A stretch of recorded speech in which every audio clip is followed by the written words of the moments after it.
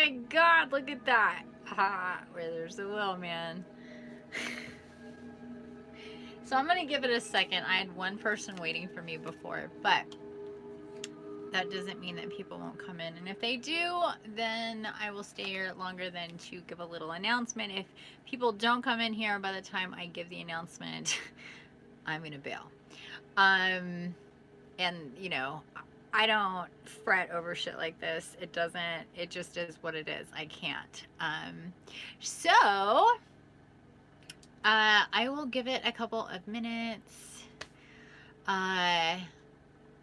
And sorry for being late, you guys.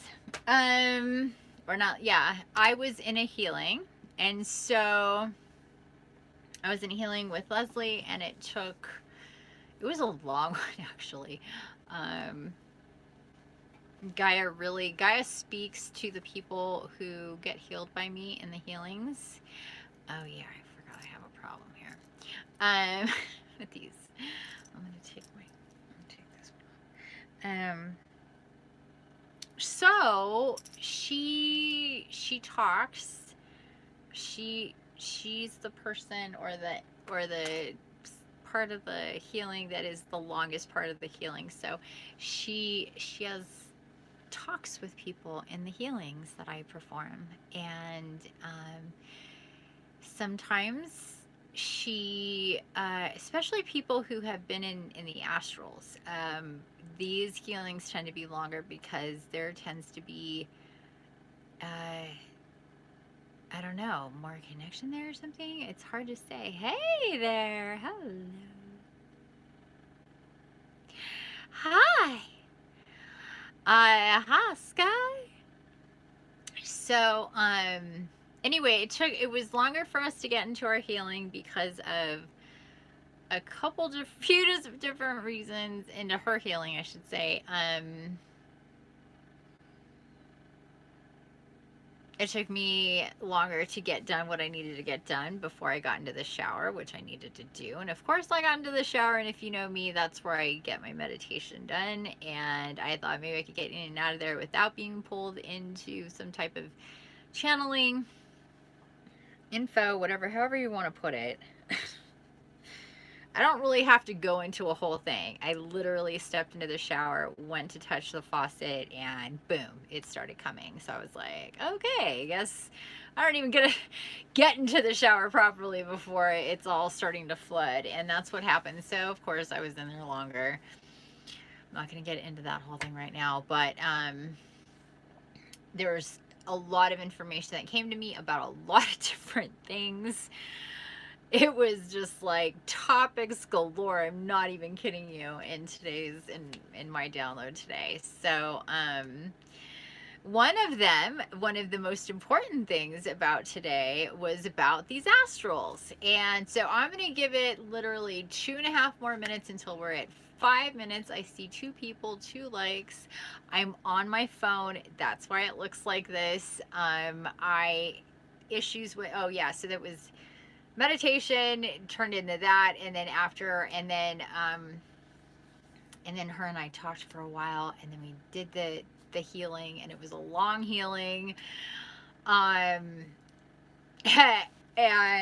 I looked at my phone and it said 172 minutes, and I was like, because I do audio recording as well as the video recording, so we have it on backup so people can go back and listen, because there is a lot of talk from Gaia.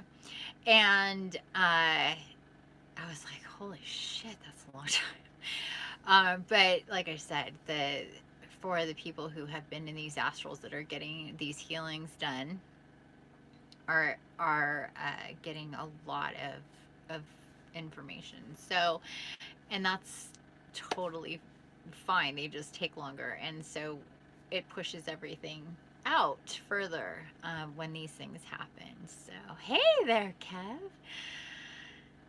So,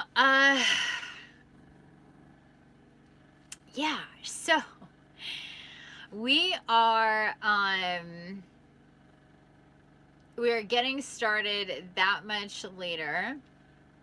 I have Instagram things keep popping up on my phone. I couldn't even restart my computer because there's some broken thing here with it.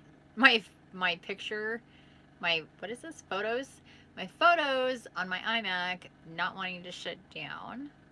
And I think it's because earlier I was exporting videos and there was a little glitch. And because of that, it's not letting me shut down my computer. So I couldn't shut it down to get it to restart. So, and it was just going live, going live, going live, going live. And I'm like, it is not. I even tried Safari. Safari didn't even have the option to go live, I guess, because it sees me as already live or going live. And I'm like, all right, because I tried Chrome and then I tried Safari.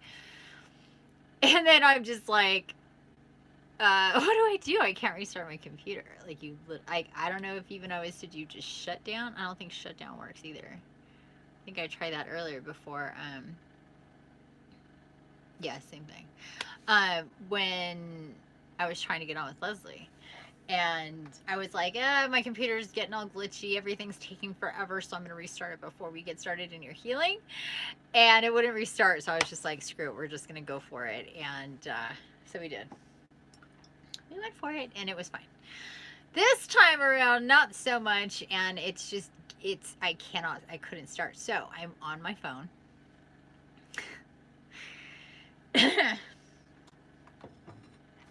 Again, where there's a will, there's a way. That's the way I see it. All right, we're 6:33 in, 3 people, 2 likes. So here's the deal, peeps. In my download today, in my meditation, I'm taking these off because of the glare and it drives me insane. My throat really hurts. Sorry guys, I've been talking a lot.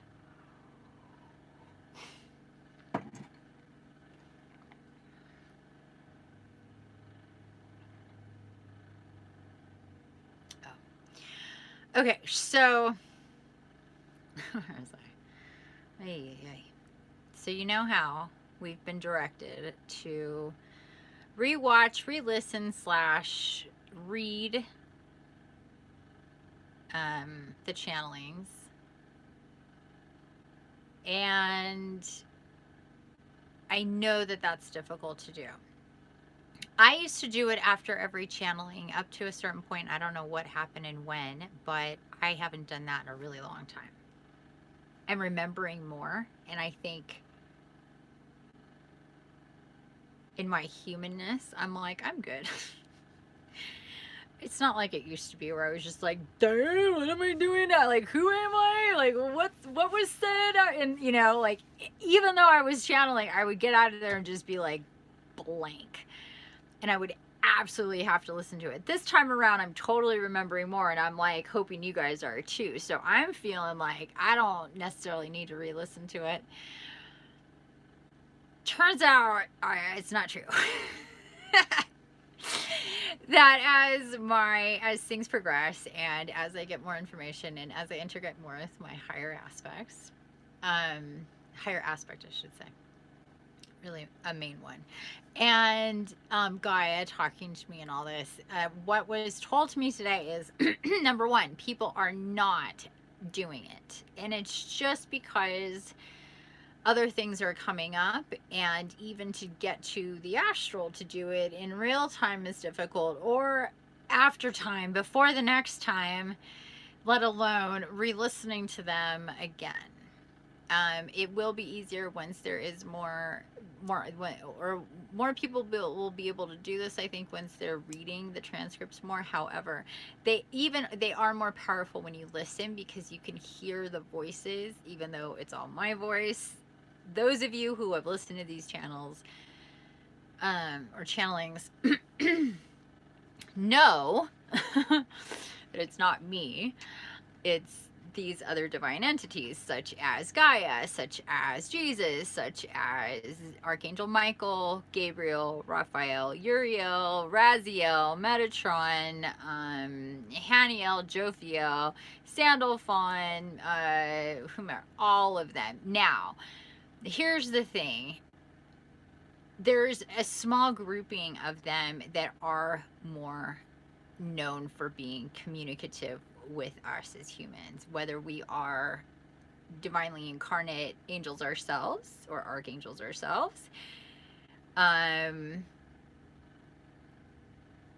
or not. And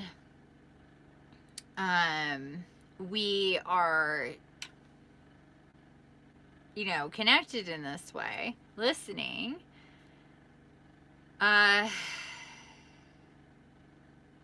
So, sorry, different things are flying in my visions. I'm like, having one of those Neo moments, you know. That's what I call him. You know, when he gets plugged in, he's like, it's really hard to talk and think and stay on track with more stuff coming. It's just like, okay. So what we are to do, I'm going to cut to the chase. What we are to do is, and what I was told today was, I can't read that. I see things flying up and then they disappear. I have those moments, but not as often as I think. I think I know what you're saying. So as we go forward, this is what is to happen, and they're pretty adamant about it. And it's also for me and for you guys, because even though I'm the channeler and the voices are coming out of my mouth, and I am retaining much more than I did in the beginning when I started doing this with Gaia and Jesus and all of them, and you guys, and being your astral guide. Now I'm able to balance all this stuff even better, but it's still not good enough, and I'm not doing it otherwise. So what we're to do in every single astral that we get together in is to listen to the day before's astral. In this way, we're doing it as a group. In this way, I am doing it too. In this way, you guys are doing it again. Being conscious and present, because as we've talked about, when we do these astral meditations, we are literally quantum jumping, and because of that, we are losing time, we are slipping through, and a lot of things fall off between dimensions. It makes sense. Can you help people? Yeah, that's what I do. That's cute. Can I help people? Yeah, that's exactly what I do. I help people in a lot of ways. I'm a healer. So yeah. So let me see this. Hi, I'm 36-year-old guy from UK. Come back. Oh, there we go. I'm hoping you can just give me some advice. In 5 hours, I'm attending my doctor who will advise me on the... Oh my gosh, stop with going away. I don't usually do lives on my phone, so bear with me, guys. I couldn't do it on my computer. He will advise me on the results of test 2 weeks ago. I found a lump under my nipple. I'm worried sick. Okay. Anything else? Any other info you want to give me? And hi, thank you, welcome. Welcome to the family circle. That's what we call it here. So you're worried sick that it could be breast cancer, right? I'm assuming. I mean, I hate to assume stuff, but I'm also psychic, and I kind of get where you're going here. I think most of us can. So, advice.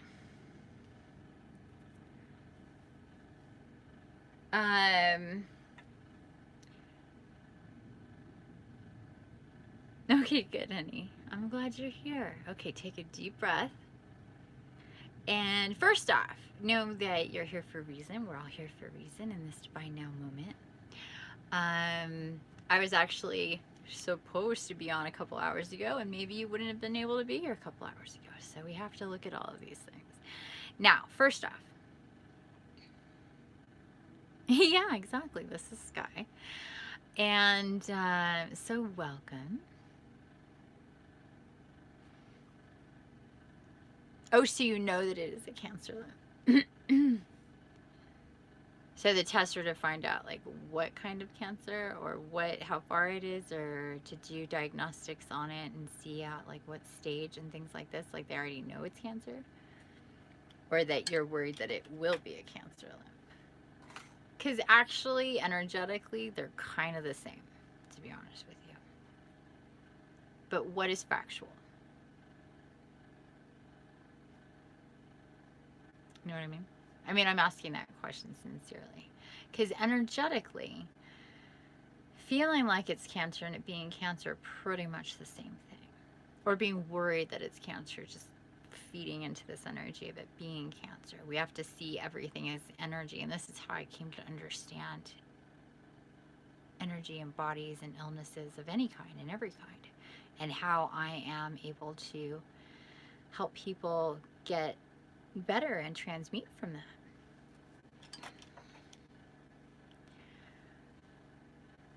How you're going to be treated. Well, isn't that your decision? You mean treatment? If it is cancer or it is being cancer, how you decide to be treated, that's pretty much your decision.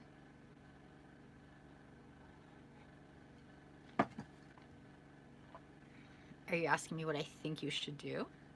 Or are you asking me what's going to happen?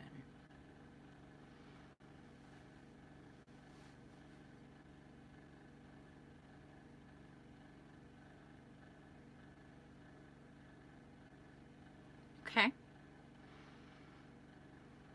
So,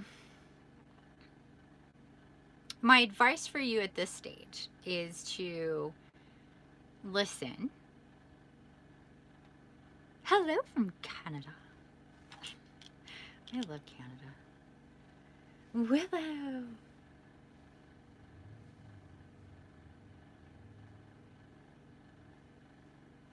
Yes, that is true.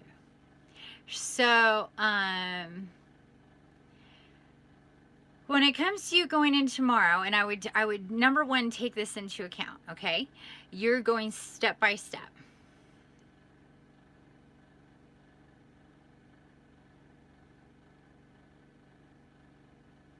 Okay, I understand. So you're going step by step.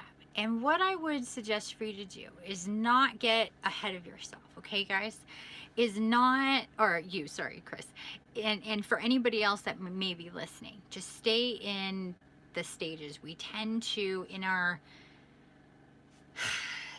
being scared when it comes to our body stuff, and especially something like this, right? Project out. So you're thinking, and you're talking about your family now, and you're, what's going to be said, and all these things that are coming up and going forward, and all this stuff. We tend to go way out. And so what happens there is you're sending and projecting energy out. You're anchoring in futures already. This is how we manifest. Okay. So you have to really try not to do that. And you want to talk to your doctor. Of course, you're doing the responsible thing. You found something, you didn't ignore it, you went to the doctor, you did your test, you're going back, you're going through the motions, you're doing the things that any rational, sane person would do, regardless of being fearful or not, right? So that's good. You're not like some people do, just completely being in denial about things. That doesn't help either. So you're stepping up and you're going, okay. Now, of course, it's understandable that you are fearful. We can all feel that, and we understand it's a scary thing. It's only going to be more scary, though, if you do that thing where you're projecting out and just imagine just throwing stuff out, throwing these, thoughts and emotions and feelings and stuff all out, and thinking about, and we tend to go out and project out, especially in these fearful ways, in the worst of ways. So, we tend to anchor into that. Like you said, you're scared shitless, understandable. But if you're anchoring in that scared shitless feeling and projecting out, it makes it that much harder to overcome these things. And they're showing up for a reason in your life, for one way or another, to slow your roll. So let's slow your roll. That's all you got to do right here in the now. Slow your roll. Just dial it back a little bit. Take a deep breath. Think about where you are and where you're not, and take it step by step. Go to the doctor tomorrow, see what he says. Don't make any sudden decisions. Right now is an extremely energetically ripe time, for manifestation and how things are going to go and how you choose to see and perceive things in the future. Now, I don't know how far anchored into maybe spiritual awakening, or how maybe energy works, and rising from 3D to 5D and all of these things. But here's the thing. You can absolutely take care of yourself the way you choose and decide to do it. This is coming up because there's something that needs attention, and you decide how you're going to give it attention. I found out in working and doing the work that I do, being a natural healer, working with Gaia and the archangels and Jesus, and healing myself from being extremely ill. And I implore you to read and go to my website. It's difficult for people to actually get there. And I know that might sound strange, but it's true. For people who actually to get there and read through it, for people to actually absorb it and to feel through into it, it's not easy, because what I do is really, really, really real. And for different reasons, people are kept from that. This is a true place for people to heal. Doesn't matter what it is. I wouldn't say that if I didn't totally believe it. Now, it may take 1 or 2 sessions in different ways and working with your guides to get you all nice and clear and clean and figure all these things out and unravel these knots that are causing this or anything else. But it's possible, because it's energy. Everything is energy. So we can transmute energy. We just have to control it. These are the reasons why we're here, is to figure this out. Sometimes people get cancer to figure it out. Sometimes, like me, my thing was fibromyalgia. I'm a psychic, physical empath. What you feel in your body, I feel in my body. When I'm healing you and I'm working with Gaia or any angel or archangel, I feel in my body what they're doing to you within the healing, which is basically guided meditation / astral projection on both of our parts, channeling also. It's quite a deal. And we're infusing with infinite love light energy, which is the highest vibration in creation, which your soul is made out of. So we're clearing you out, we're infusing you with Gaia and anchoring you in with her energy, clearing out all your chakras. On top of that, we're clearing out any negative energy from head to toe. And on top of that, we're infusing with the infinite love light energy. Not much negative energy stuff survives that, to be honest with you. You just have to decide that all of that clicks and makes sense. And I, again, implore you to go to my website and read more about it. Watch the videos of other people post their healings. And talk about how they feel afterwards and feel into that. The only thing I can say is my advice to you, and I'm not holding back, I wouldn't do chemo, I wouldn't do radiation, I wouldn't do any poisonous stuff in your body. Your body's already telling you, issues, problem, let's fix it. So to fix that problem, you don't add another problem.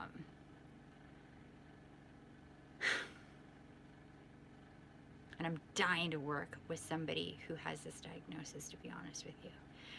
Maybe that's you, maybe it's somebody else, but it can be done. I guarantee it. It's just up to you to decide that it can be done. Truly, I swear to you. And just don't make any decisions right away. You take a few days. Give yourself a full week. Give yourself some astral time to sleep things through, you know? Don't let anybody pressure you. This is your body, your life, your everything, and you're here for a reason. So don't rush through it. Sometimes we feel like we just need to rush through everything, and truth of the matter is that you have more time than you may feel like you do. Okay? Yeah, a lot of men get breast cancer, and I'm gonna go back and read your other everybody else's comments here. It's just sometimes I do stop and I read, and sometimes I just need to finish my thought process. There's here, so let me read this here real quick. Reading them having video audio in the same place you can read it would be optimal, I think. Reading audio in the same place you can read it would be optimal. That's how it's set up on my blog. So yeah, it's set up on my blog where the transcripts are there and the videos are embedded into the blog where the transcripts are. So you could literally hit play and read. So that's already set up. Okay, so I read that.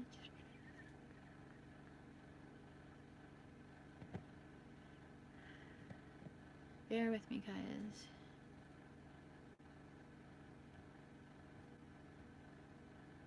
Okay, Willow Pillow says, I saw a woman get rid of her cancer in 3 minutes with the help of doctors that practice quantum healing. Exactly. Whoopsie. Yeah, there's also a video from somewhere in Asia. I think it was Japan. There's a few quantum healers, and there was like several of them that worked on her tumor. I believe it was in her liver or her kidneys or whatever, and they showed you on an ultrasound it disappearing.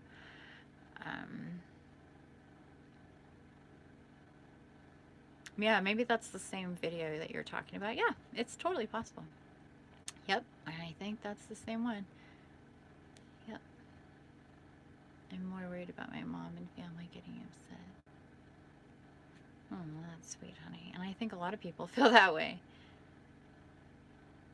Oh, yeah, Greg Braden. He's amazing. I love that guy.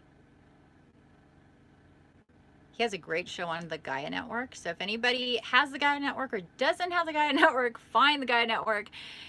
Subscribe. You get 2 weeks for free. And Greg Braden has an amazing show. I think it's called something Origins. I can't remember right now. I haven't had the actual Gaia Network in a while, but I did see most of the first season. Highly, highly, highly, highly, highly, highly recommend it.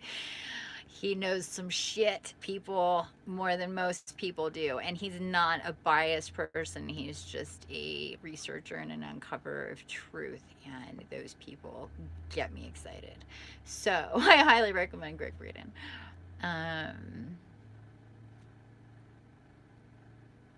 Yeah, that's one. Okay, cool. So we are up to date. So, do we have, sweetie, Chris, how you feeling? Do you feel any better? Do you have any questions for yourself right now that I can answer? I would type my website, but I'd have to pick up my phone and deal with all that. So it's infinitelovelightenergy.com.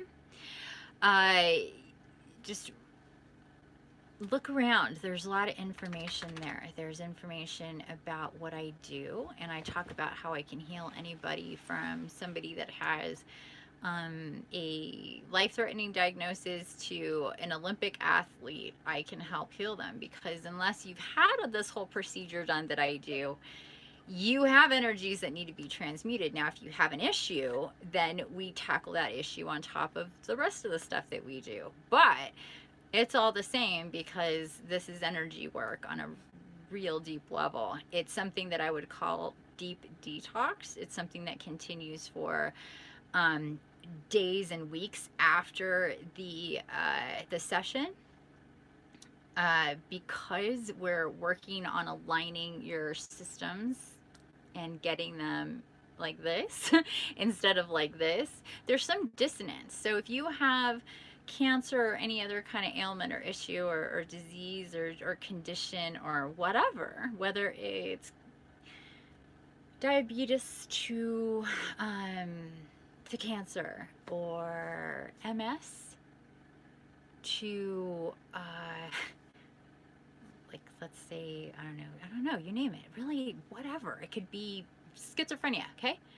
So I mean, let's just cast it out there far. It does not matter. I cannot reiterate this enough. It does not matter. Good. I'm glad, honey. Thank you for subscribing. It's all energy, and it all comes up because every body is different.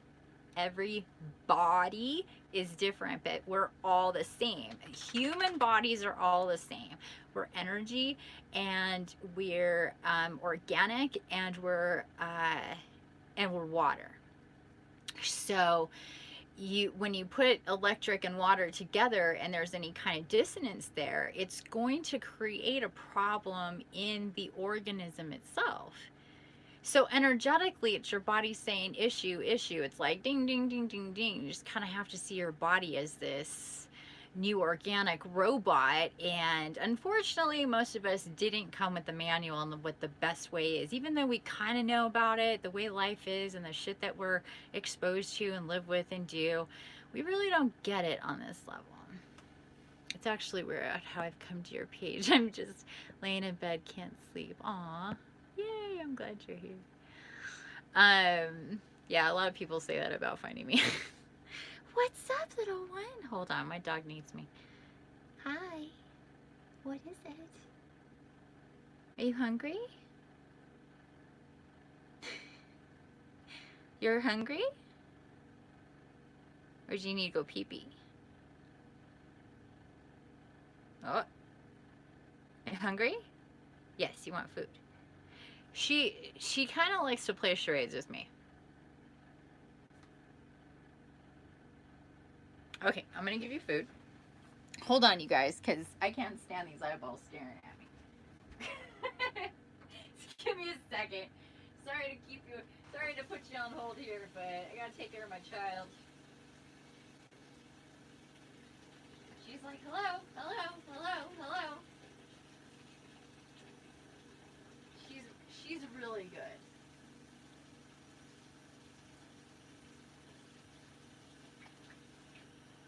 If anything, she's maybe too patient, and I'm like, tell me, baby. Are you hungry? I did just feed you a little bit ago. I literally did. Here, come here. Come. Row, row, row. Row.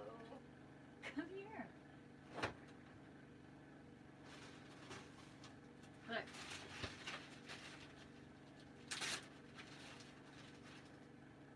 Okay? Come. Come on, get in there.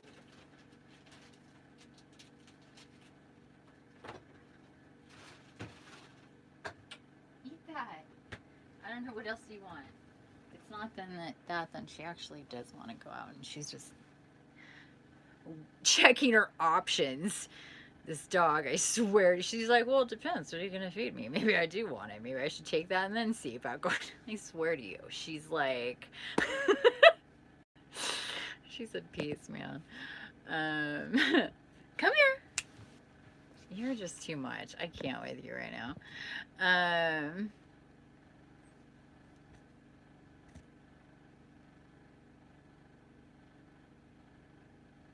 Yeah, Sky is absolutely right. The fact that we're mostly water, and water can be structured just so magically intertwined. Yeah, so we're a living crystal in an organic body. Yeah, exactly.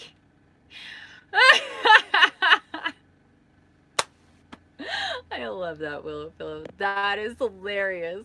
We were given a manual for an old car when we actually are driving a spaceship, and we knew the proper manual for this popsicle suit. Oh my god, that is freaking hilarious. Yes!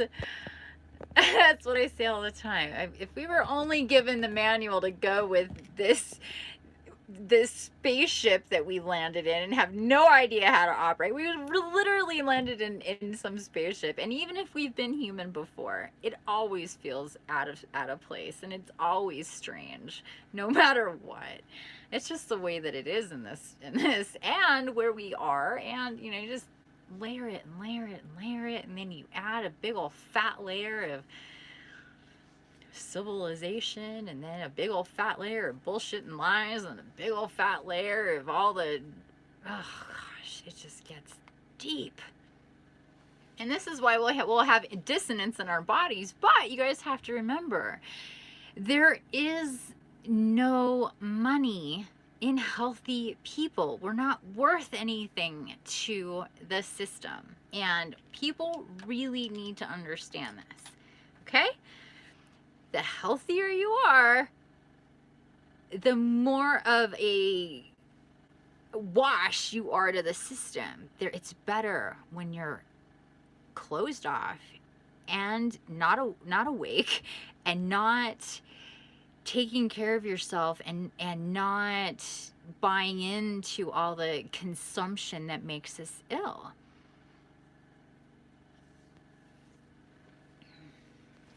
If you can really see this for what it is, if they wanted a cure for cancer, there would be a mother effing cure for mother effing cancer.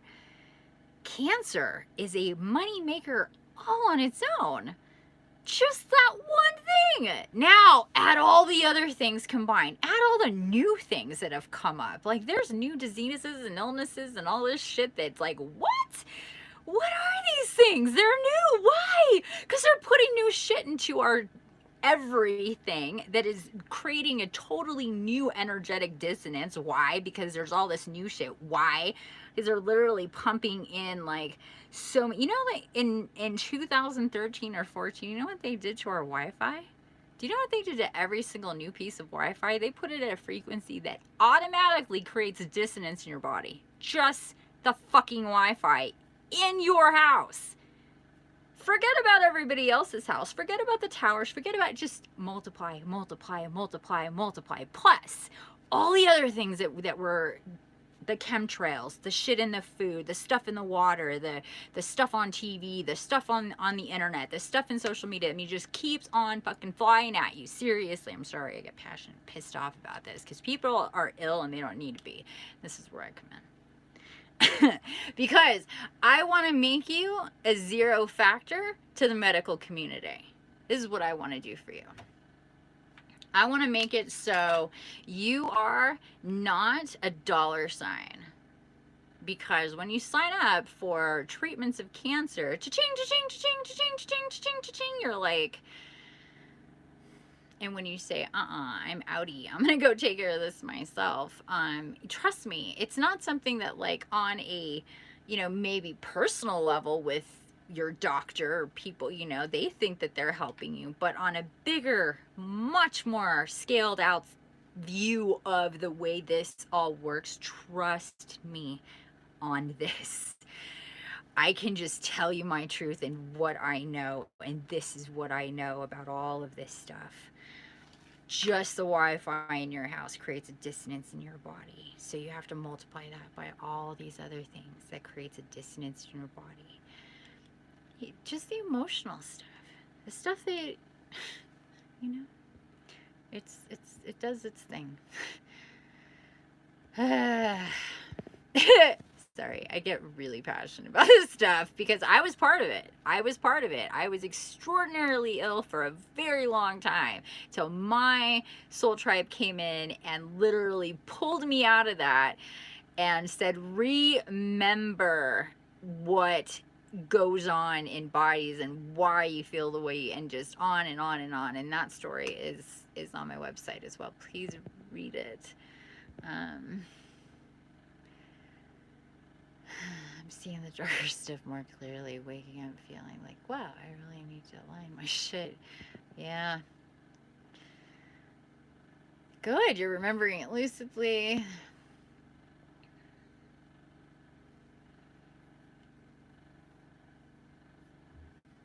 Well, here's the thing. When it comes to cures for... Yes, exact dream time. 5G... Whoops. Come on.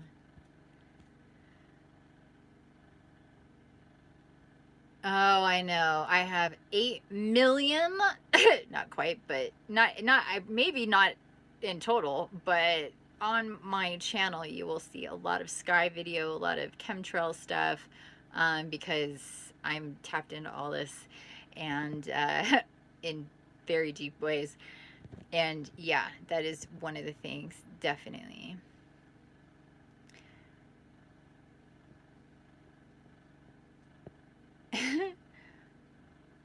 Are they actually doing it to hide this other big-ass planet. I'm not sure what you're talking about. No, they're doing it to change the climate. Listen, people talk about climate change. Do you know what's changing the climate? Chemtrails. Period. Gaia is on her normal. There is a cycle to temperature on Earth, and that's actually in one of Greg Braden's videos, or episodes, I should say. And what's changing the climate are chemtrails. Period. And this notion that it's climate change and it's about all these other things that are doing it, and just the complete reverse psychology that is being employed in this whole fucking scam needs to be blown wide open. Basically, look at the video that this is the title of the video that I'm going to be doing. Whoa, don't start a fire. Okay, ignore all this other stuff. These are notes from my meditation tonight. Chemtrails, climate change, and reverse engineering and reverse psychology. How they are pulling this off. Coming soon to my channel. Because really intelligent people are just missing the boat on this, and I'm tired of it. I used to buy into this global warming, climate change thing before I truly understood what was happening, and before I channeled and got information from Gaia herself. And trust me,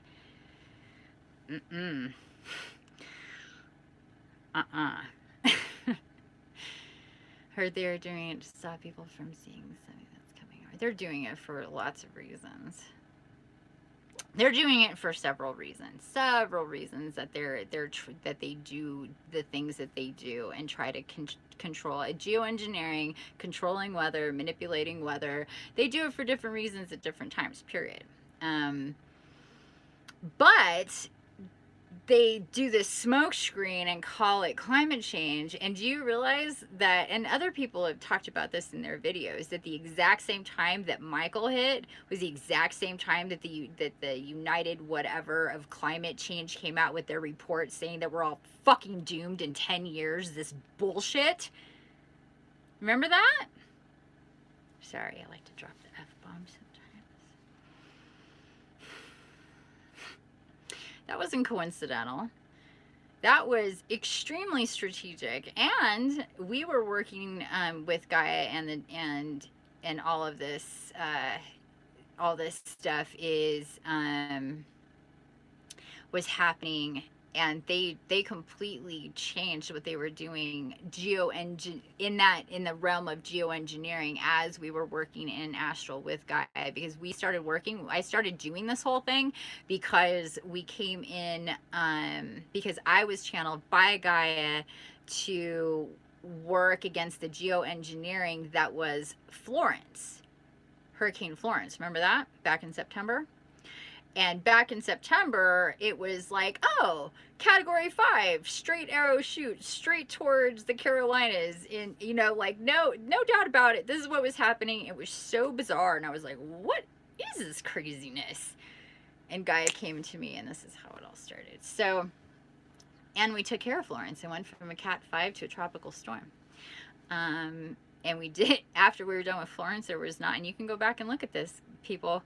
There was not one major storm in the middle of hurricane season for 7 or 8 straight days after Florence was doing its thing and just dumping water, because we took care of all the air, but water's heavier and it was going to do what it was going to do. We did the best we could. So, and there's stuff in play that we can't possibly understand, and Gaia's always talking to us about that as well. So after 8 days of absolutely nothing, even Mr. MBB3 or MB33, I always get that confused, even talked about it in a video. Wow, this is really bizarre. Not only did this happen with Florence, but after Florence, we have all these days of not a single storm on the entire planet. And we're all sitting here going, it's hilarious. And guys, like, humanity kind of needs a break. And just shut it all down. It was amazing. And then we took care of the next Rosa and what is the other one called? I can't even remember now. But then Michael was a little bit different. And they did different things. And it was right around portals. And it was right around coming in and things getting all twisted within our group and kind of pulling apart our mojo a bit. And changing the name of the game. See, they kind of have the one up a little bit because they can see us and we cannot see them, at least until we get to a certain place. And then we are more in alignment with getting information psychically, astrally, like I am, and just on a bigger scale. So kind of after the fact, I came into the acknowledgement and the knowingness that, oh, things with Michael changed a bit. On a geoengineering level, they went, wait a second, what the hell happened with Michael? Or not Michael, but with Florence, because Florence was set to do its thing and it just didn't. They knew that people came into play. And others that are not with us anymore came into play. And I don't mean in a dead way. They're just doing their own thing elsewhere. And we affected it big time and kind of rattled a lot of things. And so that's all very real. This is how these things work. So when we work in this way,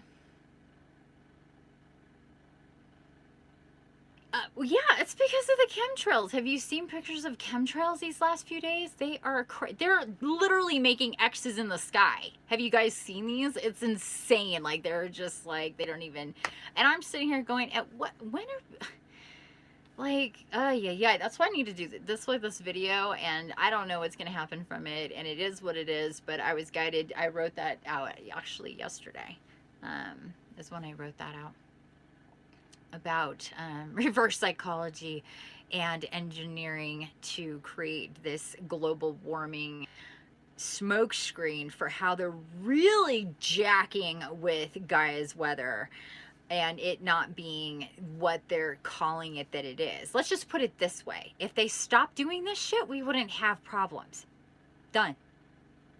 Okay? Period. There wouldn't be these crazy ass hurricanes. There wouldn't be these intense floods. There wouldn't be all that shit. Like, she's doing her own thing and trying to take care of that with the volcanoes and the earthquakes because her frequency is rising and she's shedding energies. And on top of that, they're adding all this bullshit to it, calling Gaia crazy and her weather crazy. No.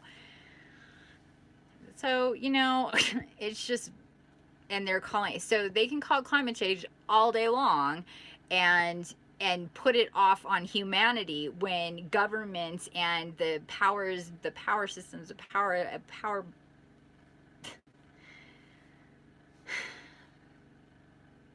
the few in power together are doing these things globally. These pictures are being taken everywhere. And they're causing problems. Doesn't matter that the galactics and the dragons are helping to dissipate this shit. And trust me, if they weren't there, we really would be screwed. Trust me on that.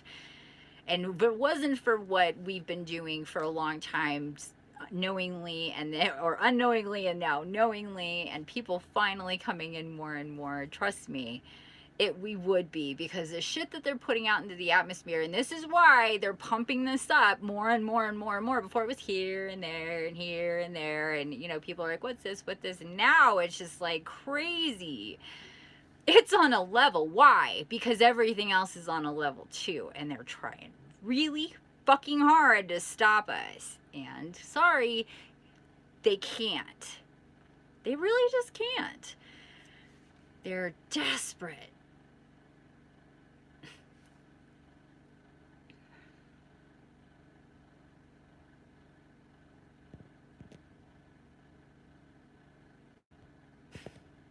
Exactly. Yeah, clouds don't fucking do that shit. Clouds don't do a lot of stuff that clouds are doing. But, you know, like I said before, there are astral launch of things spraying and blessing the chemicals, transmuting chemicals. Yeah. Yeah, so I mean the galactics are working with the galactics, the dragons, us divine beings, us humans, us that are in the know, that are working, that do know what's going on. And trust me, it's not a lot of people, to be honest with you. It's a pretty small group right now. At least, you know, in the popsicle suit, as Willow Pillow put it, which I love. But it's way bigger, way bigger. And those of us that are in this small group know how exceedingly large this group is that we don't know about, that is working to combat this assault on Gaia and humanity and weather and the atmosphere itself for their own gain, in causing these horrible droughts, these horrible fires, these horrible floods, these horrible and it's not just the chemtrails. That's just something really visible that we can see. There's more going on in the geoengineering realm than just that. Much more than that. So, yeah. If you know anything at all about energy and what it can do, Tesla, for example, then you can understand how energy can be used in very many different ways. You can literally use energy and create walls, like what they're doing off of the Pacific. How does it make sense that there isn't moisture coming off of the fucking Pacific Ocean to give us rain? Hello? Like,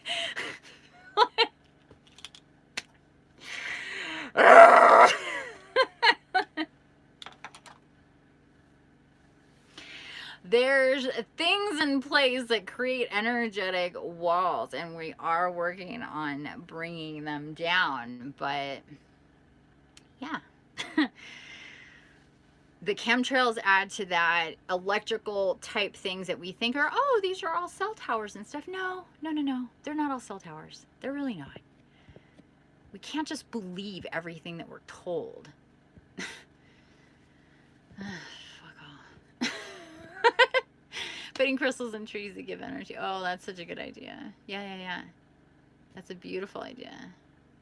I love my imagination. Yeah, well, your imagination is tapped into divine understanding and knowledge, so keep that up, my dear friend. It'll be 6:30 and they will be blowing this shit out. Yeah, I read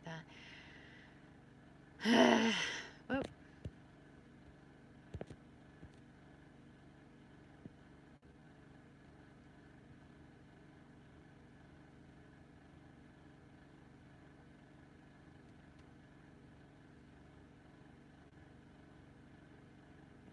Well, they just appeared before. They were literally condensation from the heat of the jets and just a little bit that they put out. It wasn't literally chemicals that they were pushing out of the jets. So that's why, wait, that's the difference. When you see one that's just like, it actually looks normal, you'll see big old airplanes, big huge airplanes that don't leave streaks in the sky, because it needs to be the perfect atmospheric conditions for a regular plane to do an actual condensation trail is what they always tell you a chemtrail is, but they're not. Those are two totally different things. Condensation doesn't just sit there like that. If it's condensation, it behaves completely differently. Trevor 7 is the guy that teaches telekinesis, psychokinesis, and other awesome stuff so we can move things like clouds. And sometimes sometimes they try so hard to check the sky, but I use them. That's good. You know, I watched a military channel that serviceman that was leave to be with his new baby has been called back into service to go to air base. I think somewhere near Texas he's being sent.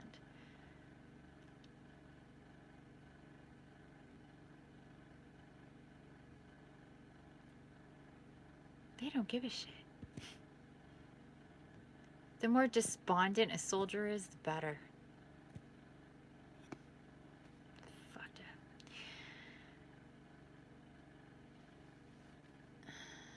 He's going to operate a radio wave. Oh, imagine that. Oh, yeah. Oh, when I lived in downtown Long Beach, my guides would just be all hackles up, and I didn't even know what was happening at the time. It was like hackles up, and all of a sudden you would hear sirens, and I would go, and I lived right in downtown Long Beach, right by the port. If you guys are aware of downtown Long Beach, California, it is where the port of Long Beach is. It's the major port. They call it the LA, but it's really Long Beach. It's the major port on the Pacific, and who knows what comes through there? Humans and otherwise. In and out, and tech, like that shit. I would go out to my balcony and see literally, and it would happen so, I would just had, and I maybe should have, but I didn't really have money for this, to have a camera just 24/7 watching this street, because I shit you not, I would see multiple police cars, coroner's cars, trucks from the electrical company, massive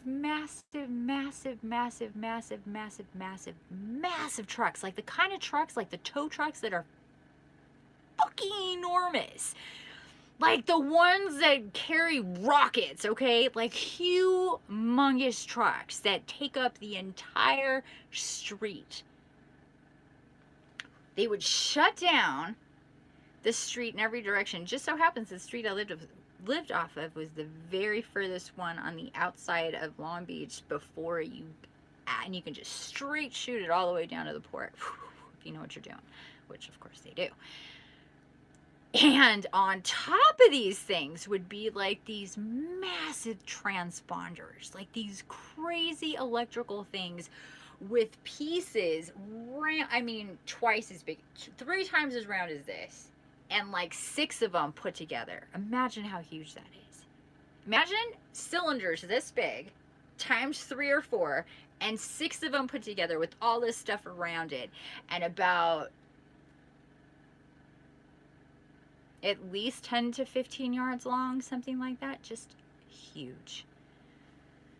And I would just watch this spectacle. And you want to know how fast it would go by? The whole thing would last, like, before it was in and like through that intersection where I left and kept going, was maybe 15, 20 seconds, just so fast. And every time I was just like, what is that? What is that? It's something. It is something, and it's something that they don't want people seeing. If they do see it, they want it to be so quick, and it was always in the middle of the night. But I lived right there, and sometimes I would be awake. Or not the middle of the night, it would be late at night, like after 10. You know, sometimes 10, 11, 12, 1, 2, 3, 4. And then not anywhere later than 3:30, actually, because then it got really busy. Actually, it would never be that late. Maybe up until 2. Yeah, actually, yeah. Really interesting. Really interesting stuff. That's just what I saw. Just what I saw. EMF. Yep. Well, they're talking about how there's different places that have these power outages and stuff. So that's part of it.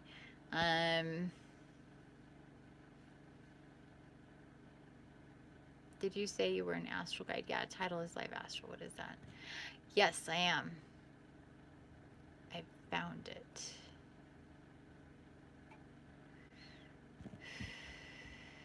You found what? What did you find? Oh, okay. I'm like, what? A link, I take it. Okay, so yeah, let's talk about astral. Well, first, before I go into that, Chris, how you doing? Are you okay for tomorrow? Do you need any more information? I know that you were really freaked out when you came, so hopefully you're feeling better. I know tomorrow is a big day, and that's why you weren't sleeping to begin with. I hope that you feel better now. And I'll be here tomorrow as well. So what's going on tomorrow? I do have a healing. What is that? Oh, that's with Kevin. um, his page is what? Marfuggle News. Okay, I'm gonna write that down. If I leave it in the chat, I'll forget. Oh, it reminds me, there's somebody else I'm supposed to look up too. Wait, where'd it go?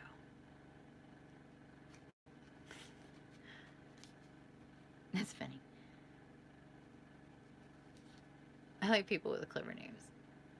Post from 60. Okay. Alrighty. Thank you. I shall check it out. Okay, so how you doing, Chris? You good? And my music stopped. Why did that happen? ¿Qué pasó? My TV's off? Why is my TV off? How weird. Sorry, guys. Hold on for me 1 second. I'm like, my music is off. I'm so confused right now. Normally I listen to music from my phone, but because I'm using my phone for this feed,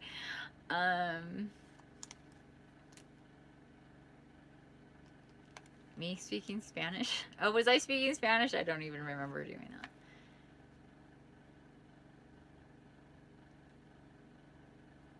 Like, to the point I can't operate a television, people. Seriously.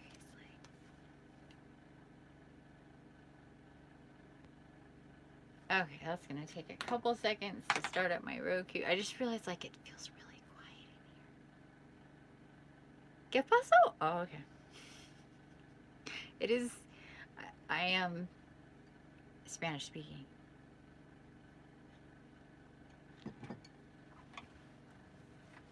Okay, so Chris, are we good? How you feeling, honey? And again, just try not to get ahead of yourself. For anybody just joining us and don't know what I'm talking about, Chris is seeing the doctor tomorrow to come up with options for a diagnosis. And my advice is to take it easy and take it slow.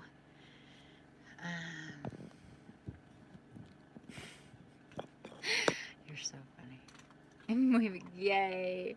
I love you guys. Yeah, let's start speaking Spanish. Yes, I've had some weed. Yeah, it's kind of been a while at this point. Number 2, I'm so glad you're feeling better, honey. Good. I'm glad. So please check in with me or us tomorrow. Let us know. And again, check out my website, please, when you have time. Now, to answer Willow Pillow's question in regards to me being an astral guide and how that works in the meditation and what I do.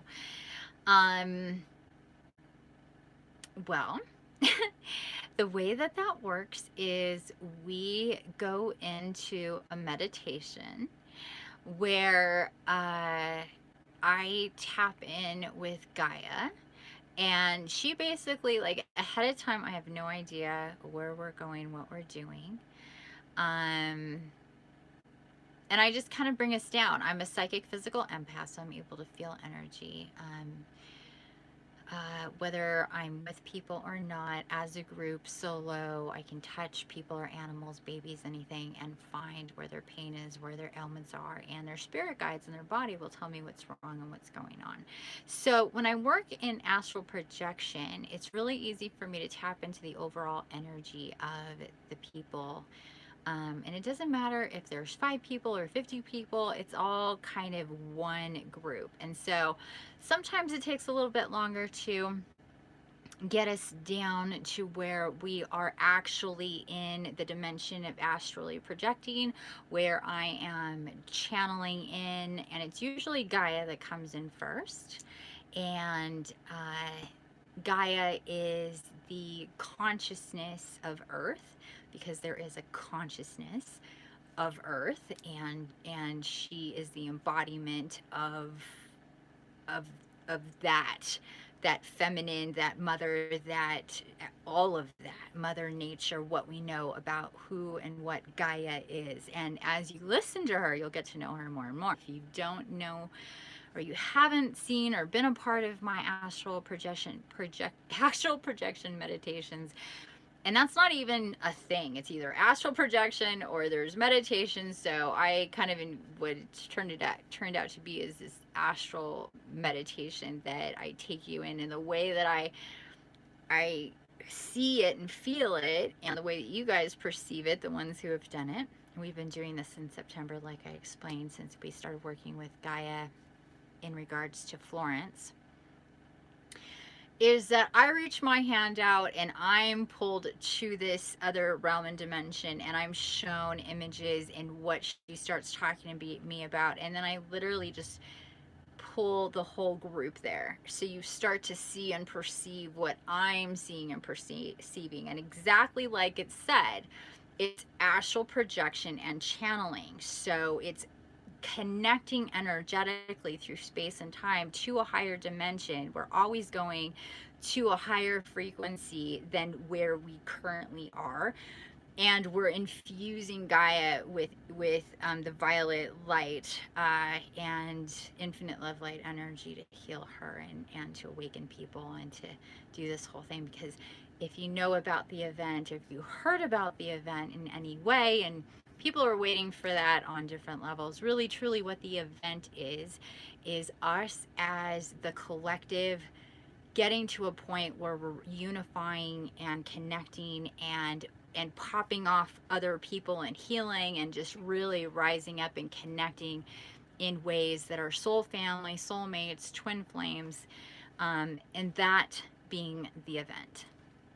Things coming out in ways where there's truth that people are going to start in very real, easy ways seeing, and it's going to create more of this kind of what I like to think of as popping off firecracker, sort of pop, pop, pop, pop, pop, pop, pop, pop, pop, pop kind of thing, that I'm so juicy excited for. Gotta tell you, people, I'm super excited for it because I've seen it on so many levels in different ways, working with Gaia and doing these astral projections.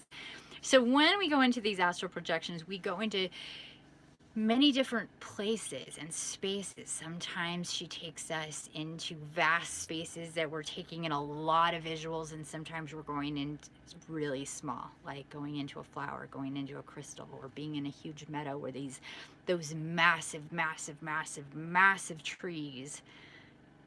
If you guys know that people think we're like our very flat cut off mountain ranges, are not that. They actually used to be these enormous trees. So we're also anchoring into a space and time where they exist again. So sometimes we're perceiving those things. We're working with the dragons. We're working with the elements. We're working with Gaia in a really visceral way, to a point where when we come back, people are forgetting what's been said.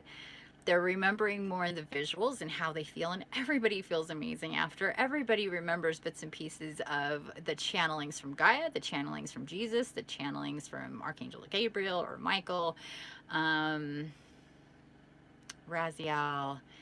Metatron, but really mostly it is Gabriel and Michael and Jesus and Gaia. Jesus talking a lot lately. If you're interested in hearing Jesus speak, just listen to one of my channelings. He talks almost every time, but recently he's been speaking more, and Gaia speaks a lot too. And, tap in. I'm not here to convince anybody of what it is, or, do the astrals, see how it works for you. You don't need to do them live, or join us live. We are forgetting them to a point where, in the way that I've tried to explain to people, and the way that it works, is we are literally quantum jumping. When we do these astrals, we are our consciousness. We're astrally projecting into another space and time. So when we do this bam, bam kind of thing, it'll feel like half hour, and it'll be an hour.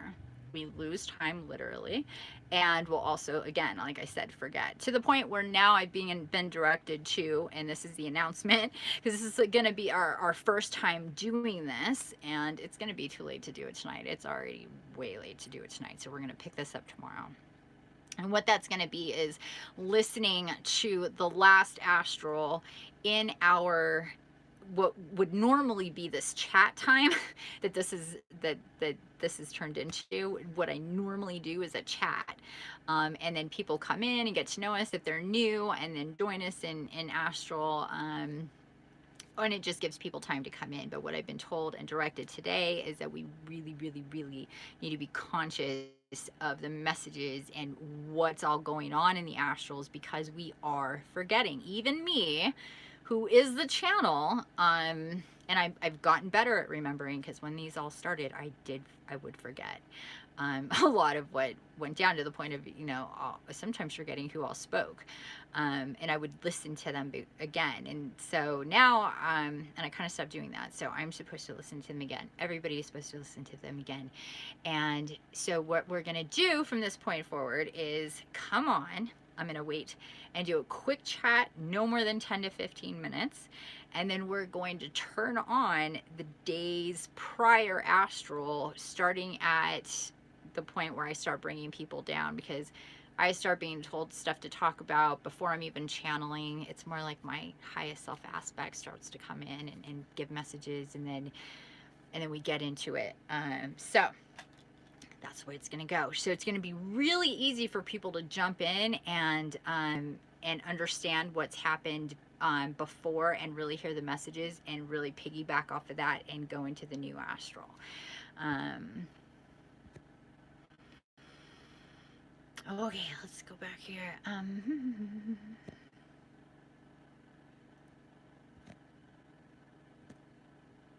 Oh, Espanol.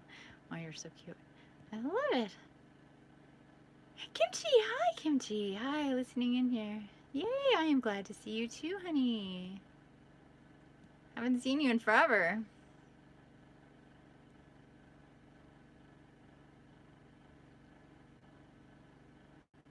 Yeah, I love those. Angel, oh, speaking of which, that's what I was doing, right? That's what I was doing. And I don't know what happened to all, like, everything got really weird, shut down. But yeah, I do. Love that. But I like the ones that are combos of, like, or even the higher frequency ones.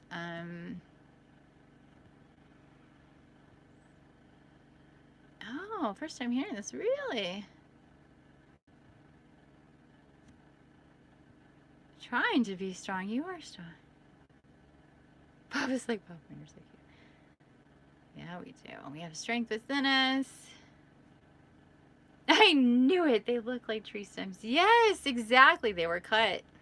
That's what happened. Trying to take the, a lot of things away that, just like humans, there's a lot of humans who just think they could do and take whatever the fuck they want from Gaia and anything upon Gaia, entities like that. I've tried it, but never go anywhere. I ended up falling asleep with my headphones and woke up with them wrapped all around me. That's hilarious. Oh my god. Yeah, just wherever you're guided to with your frequency music. I love angelic frequencies. Those are my favorite. So I would type in angel frequency music and just see what pops up.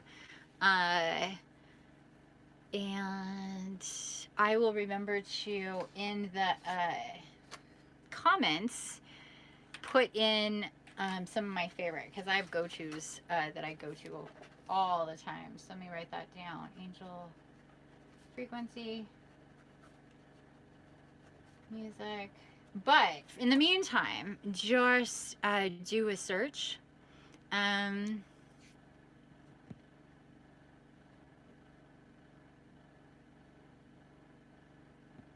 No, he's talking about the hurt. So so what you want to do is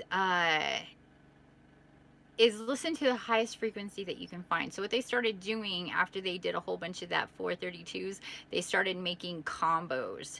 So look for the combo ones. Those are really good. Some of them can be a little repetitive. So you just, you know, find a couple that you really like. Meditative Mind. They have amazing ones. So yeah.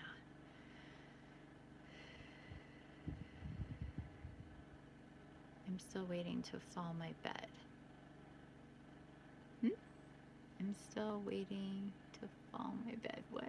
Oh, off your bed. Okay, so. Ow. I'm like, I haven't moved in a while.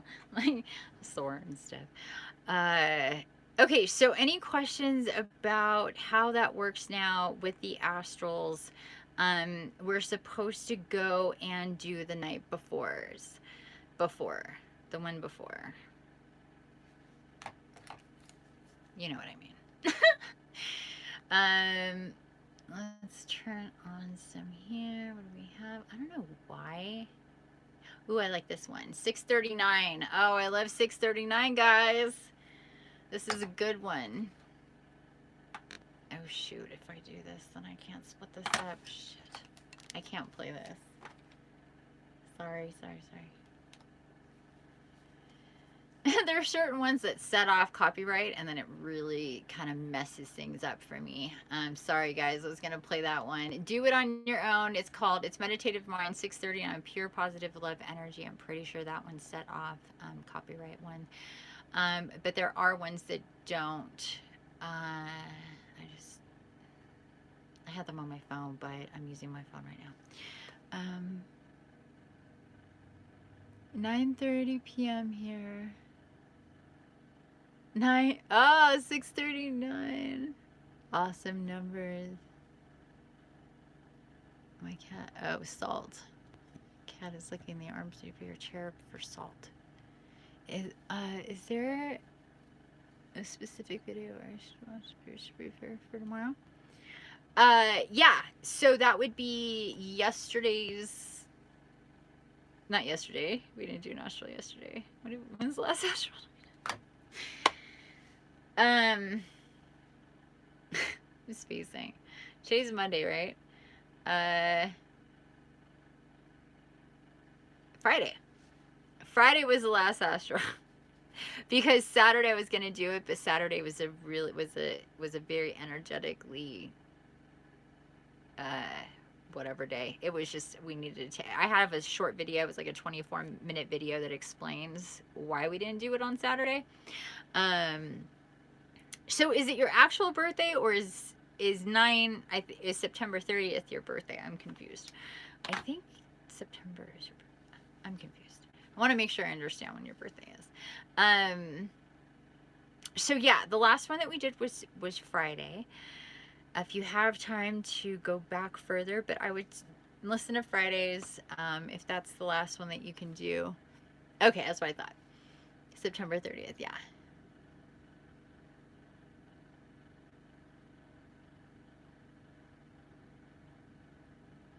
Pillow. I love that. So cute. So yeah, okay, so any other questions about astral?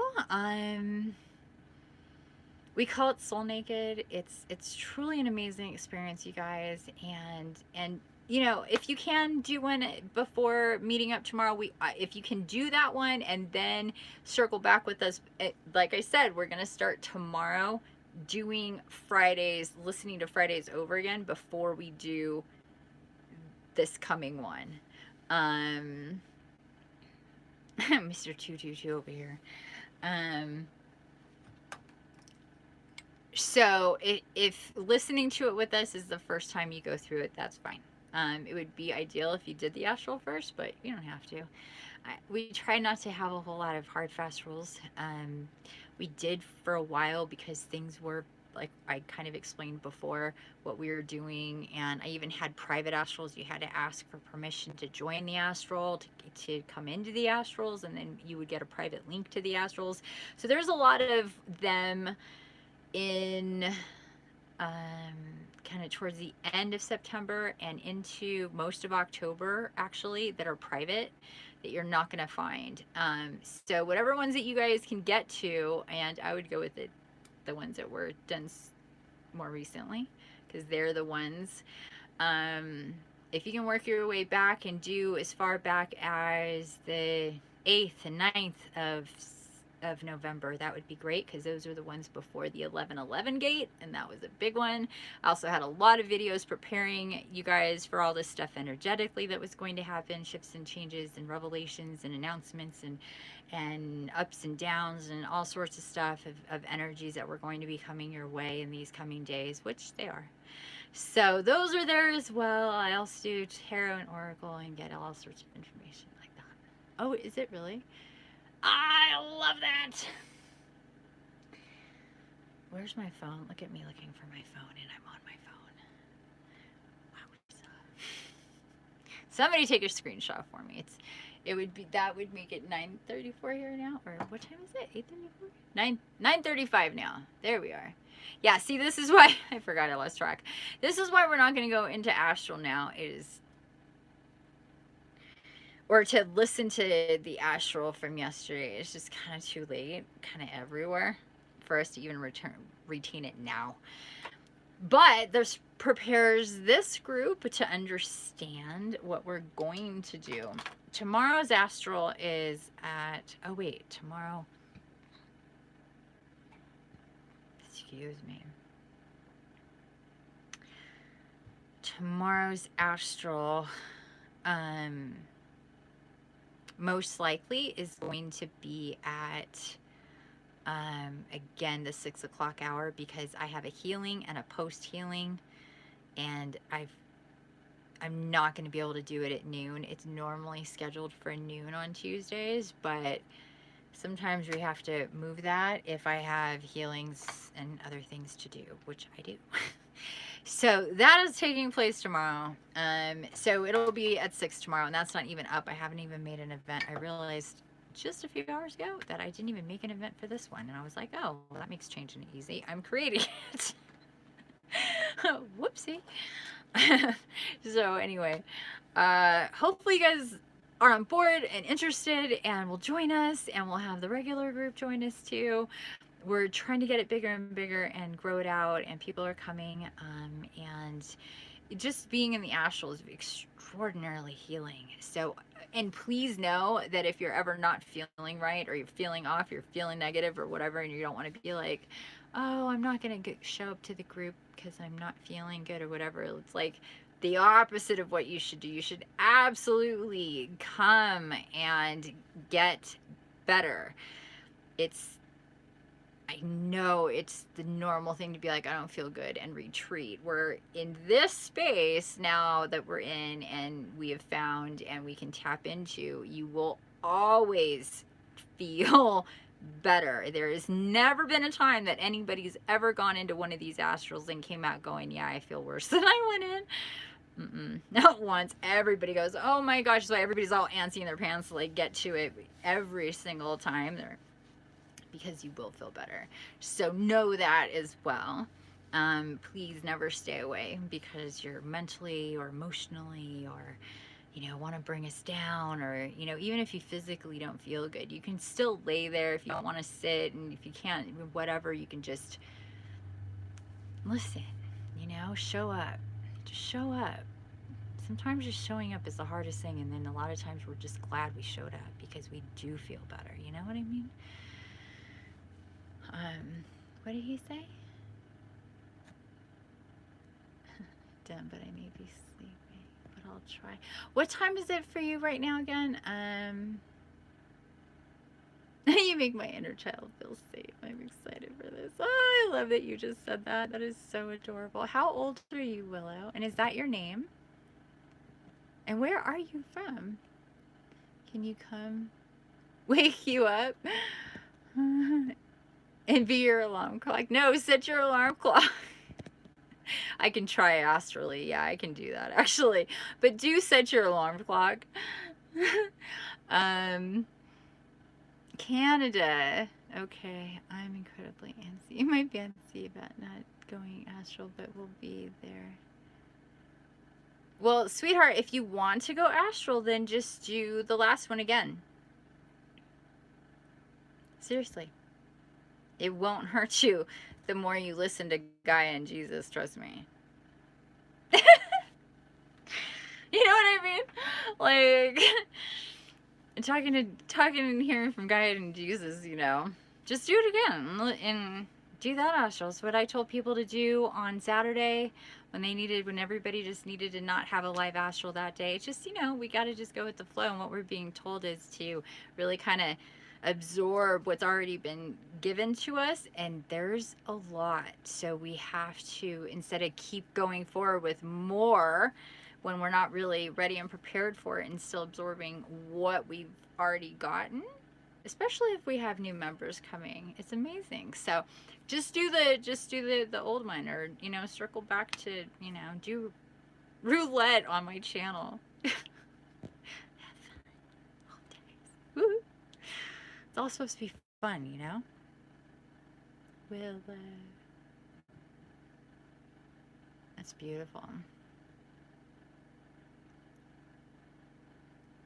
Willow, Latin. Oh, Canada. Yeah, UK. I love the UK. Do you higher aspects have different names? Do our higher aspects have different names? Yeah. Loving abduction. What? Did I miss something? I hate it when I miss shit. Abduction? What? I don't know. Yeah, our higher. Yeah, so it just really depends.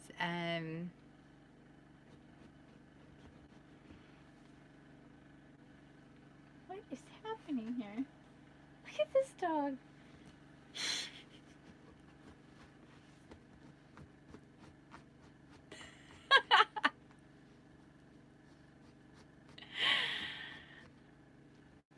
I said, come get me. I said, loving abduction. How do I get me to give my... Whoop.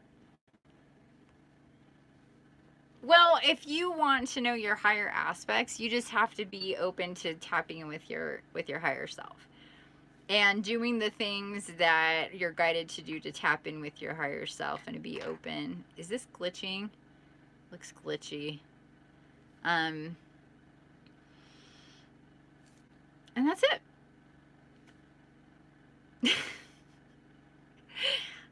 Seriously, it is not complicated. You will be guided, and you will, in different ways, to whatever that is, to get whatever the information is for it to make sense to you, that you're tapping into whatever those higher aspects of you or different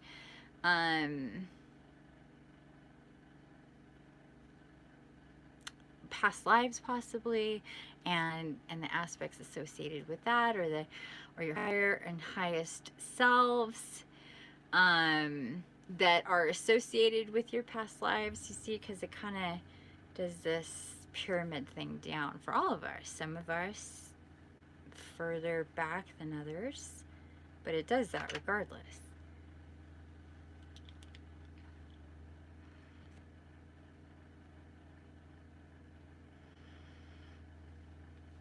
Glitchy from energy is it's extra crispy. Yeah, I guess. Oh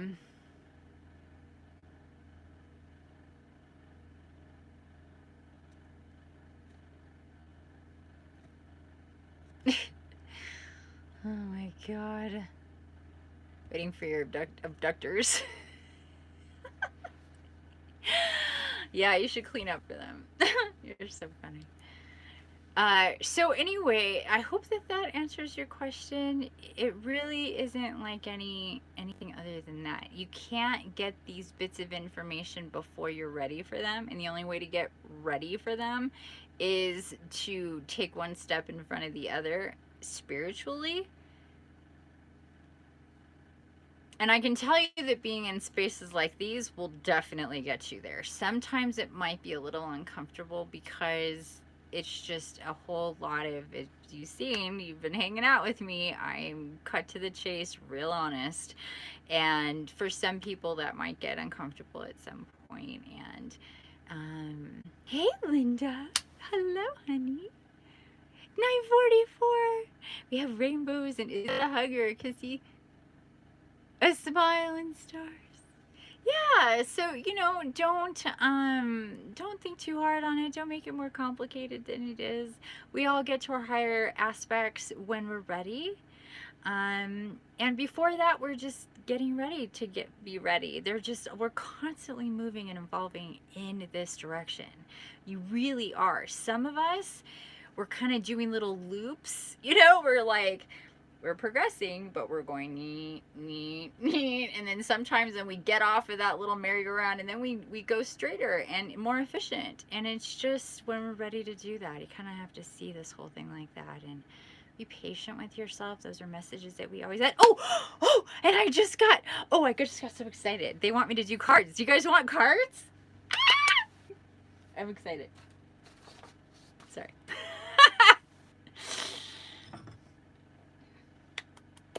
Who likes cards? Yeah? Let's do some cards, and then we'll wrap because we're already at, low battery. Holy moly. Ah, poop. Give me a second, family. Ow. Knee. Hold on. I need to plug, there we go. Wait, I can unplug this? Yeah, that doesn't even, my freaking computer won't even restart. Sheesh. I gotta do this with my phone. Uh-oh. Close. You guys there? Yay. Okay, hold on, Lebs. Let me, don't go away. Stay. Oh, see how much I love being with you guys. I will do one of the things I actually ultimately hate, which is balancing this thing. Whoever designed this cable thing in the bottom of phones really just needs to have their head examined. You know what I'm talking about? Honestly. Ay. Okay. Yes. I know it's a little crooked. We just gotta go with the flow, family. Am I getting juice? Are we good? I'm gonna start doing cards here any second now. Let me make sure this is juicy. Juicy. Am I Can you just tell me, please? Yes, thank you. I love you, phone. I do appreciate you.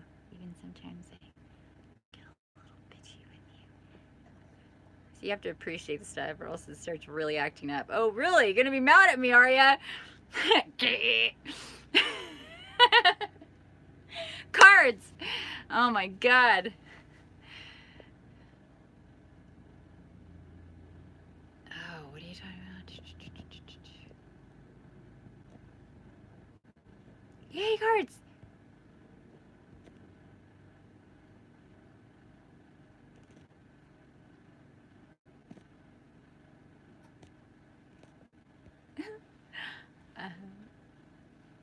I was excited for cards earlier. Funny you mentioned, yay! Were you really? This one time I saw a really weird thing in the night sky some months ago. And yes, cards. Ooh, tell me about the weird thing. I love weird things in the sky. Have you seen my videos? Come on now.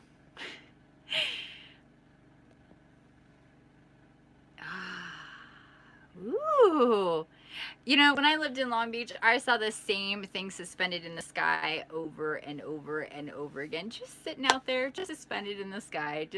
I would just get the urge to go out there and I would see it just suspended in the sky and I would just... It was really cool and really weird. And I was like, do people not see this? And they were like, yeah, not everybody sees this. Not everybody can see this. And I was like, okay. And it was this cool kind of domey thing.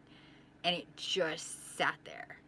It just didn't move. It just sat there and would, and then slowly there'd be like, I would feel the density in the air. And if I took pictures, there would be all of those, you know, those like light particles that people are like, oh, these are orbs. And you're like, okay, are they orbs? Are they dust? Are they light particles? It would be like that. And I have these pictures. I have so many pictures, you guys. So many pictures and videos. Seriously. But they would just be thick in the atmosphere, in the air. More so when that would be out, when those orb things would just be sitting out there. It was really cool. Anyway, okay, cards, guys. Let's do cards. Why does it feel like I'm attached to something? Hi, baby. My cat baby's right here. She's so freaking cute. All right, what cards am I doing? I just saw cards and I got so excited that I bailed out before even getting information on which cards. So give me a second. Sometimes I get really excited about stuff.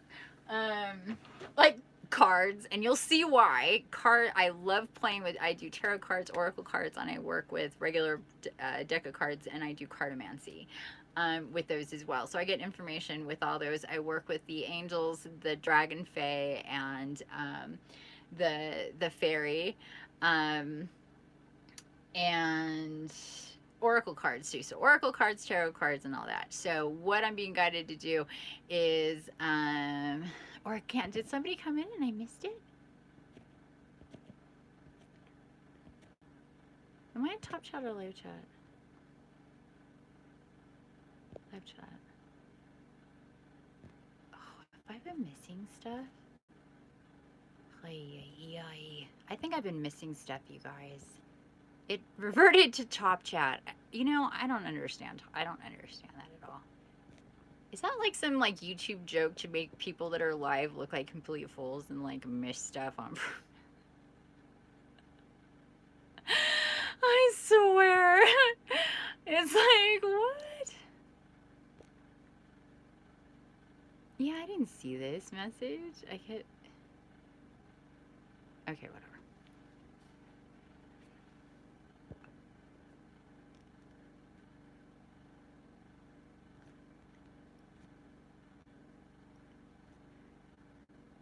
Okay, why aren't I seeing?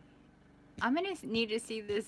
Could this person called organic whatever type something in? Because I am not seeing. I see Sky talking to this person, but I'm not seeing anything from them. So, hi, welcome everybody. I'm about to get into some oracle cards. I'm warm.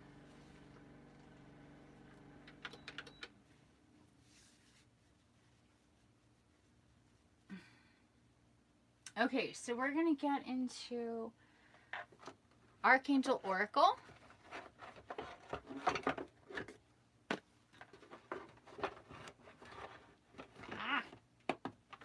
Where are they? If I can get to them here. Where are they? Oh, is this supposed to be some like little? Oh, they're the one. I'm confusing them with a completely other box. Oh my gosh. I'm like, where are they? They're these ones right here. I'm thinking orange and I'm seeing pink. This is how my brain was associating. I'm like looking for this color, not this color. Oh my goodness gracious. My guides are like, in your lap. Oh, thank you. I swear, I couldn't put 2 feet in front of each other if it wasn't for them. Honestly. You guys feel that way? I feel that way. So, first thing we're going to do is, again, what happened to, like, I don't understand the whole, like, oh, I did put on music, and then I turned it off because I was going to get hit with copyright. And I don't like copyright. So, and since we're using my phone, I can't use my phone, so just bear with me Here we go. I listen to angel frequency music frequently. Here we go. I think this one's good. Okay. So, are you guys familiar with Archangel Oracle? This is one of the Doreen Virtue Ducks, and this is just archangels.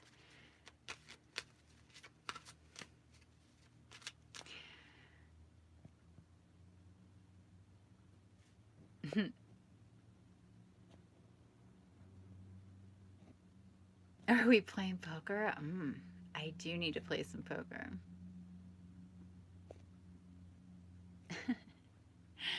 So these are messages directly from our, oh, there, see that? Oh my God, vigorous, vigorous. I can't even get through a couple of, like, wow. And you can't be like, oh, well, you're just butterfingers over there. Well, you know what? I would think that too. And then like there's times I'm like, oh my gosh, that's a total accident. And then I put the cards back and the same cards pop out and you're like, okay. And then they'll tell me really quick, like, yeah, take those. And so I know whether they're going back in or I'm taking them. Sometimes they're like, put it back in and see what happens, just to like, because I love cards, because even though I'm the psychic, I'm the channel, that these things come in through me, I can see and witness the pattern, the connections, and just like you guys, you know, we're on this ride together, and sometimes things are really fast, and if you follow me and follow my channel, you'll see that there's times where I work with this, especially the tarot, not so much the oracle, but sometimes together. A lot of times they're together and they tie in together. Sky will attest to that. You'll just be like blown away about how they connect. You can watch the horoscope. I do horoscope readings for every month. I don't do them like 4 times a month like a lot of people do. Maybe in the future I will, but for right now I'm doing just month horoscopes. So you can watch those and see how those are put together as well. So I love the cards because we get really interesting information. We'll get repeaters. We'll get I'll see and feel different things with the same card. So I'm going to tell you right now which cards we just got, and then we'll move on. Archangel Jeremiah. Oh, let me try to not get glare on there. I don't usually do this on my phone, you guys, so bear with me. This is really different for me. This is just really hard. I can't do the words in a way that you guys can read, I don't think. I don't know, maybe. But this is Life Review, and this says, Archangel Jeremiah, take inventory of your life and resolve to change or heal anything that is unbalanced. So, really good message here. Take inventory of your life and resolve to change or heal anything that is unbalanced. And a lot of times you might be like, deer in headlights. And a lot of times if you just take a moment, you'll know. I'll read more on this in a second. And then the other thing is, crystal, I'm starting to get, you guys might start feeling a lot of dense energy. It might start getting really warm. Your ears might start popping. I'm starting to feel, this is when, the spirit tribe, our divine counterparts, and that are coming in and working with this group, and the group that they know that are to come in the future that will be listening or watching this video as well, they'll be speaking to those people too. So with that said, we'll start feeling this energy. Usually people do, it'll start resonating with different people, different things that may come up. So in case anybody starts feeling a little tingly, a little warm, a little energetic, this all starts to happen when I start to work and really tap in with our guides. So just letting you guys know if you guys are new. Crystal clear intentions. Archangel Michael, be clear about what you desire and focus upon it with unwavering faith. This is talking directly about,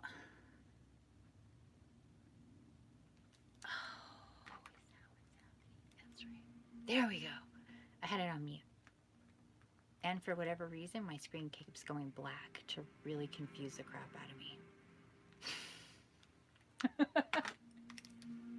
So I can't see anything and I can't hear it. And I'm like, are you on?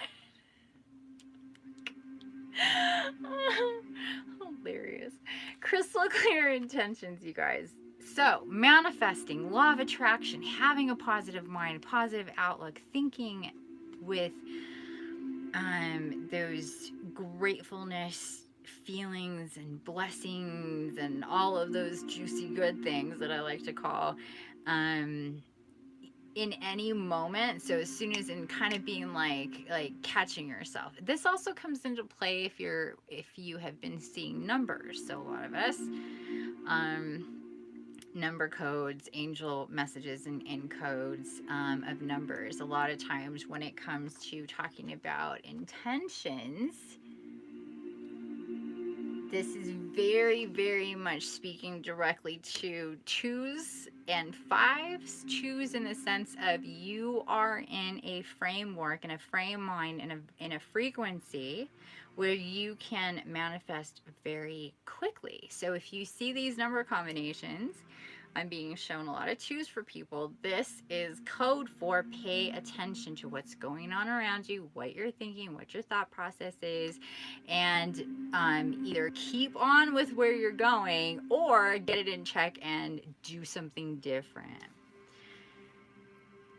You see 9/11 all the time. 9/11 is a great number. 9/11 is a really, really good number. Really good number. I encourage you to look it up. Type into Google angel code 9, angel number 9/11, and read specifically Joanne Sacred Scribe's website. If you don't know that website, check that out.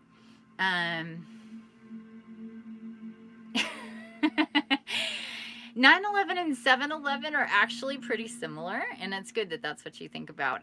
That's good, because a lot of people associate that with something that's not good, and that kind of tends to mess up that beautiful message of 9/11. It's a very powerful message for people who are light workers and light-bodied individuals, and so you definitely want to read about that. 9/11 is all about your divine mission, your soul mission, getting in alignment, hearing your messages, working in healing, tapping into these things. So that's like 9/11. But definitely do look into that for yourself, please, please, please. Start if you're seeing numbers, and if you're 222s, 223s. Okay, so there you go. So you start seeing them 3, 3, 3, 4, 4, 4, 5. There, yeah. 2, 2, 2, 8. Yeah. Okay, so there you go. So and then also 1, 2, 3, 4. That's a really popular one, along with the triple digits, right? So you'll see those as well, and these all mean things. So please start looking into what those are. Put in those numbers, learn about them. 3. Skystar says I see 3, 6s, and 9s a lot with mirrors lately. So 3, 6s, and 9s are extremely powerful numbers in regards to, again, manifestation, creation, how things in the universe are tied in and connected, and to really be conscious and aware of that, and where you and yourself and your divine role in that takes place. If you think about a web, a spider web, or the web of life, there are junction points. There are certain points where things connect together, and you're all that aspect in time and through time. It can feel kind of big and complicated, so don't let it get too far out for you that you just kind of, it blows you out. Stay to where you can really grasp how it's all connected, and that will definitely help. The numbers are there to help you, to guide you, not just to entertain you with how cool they look.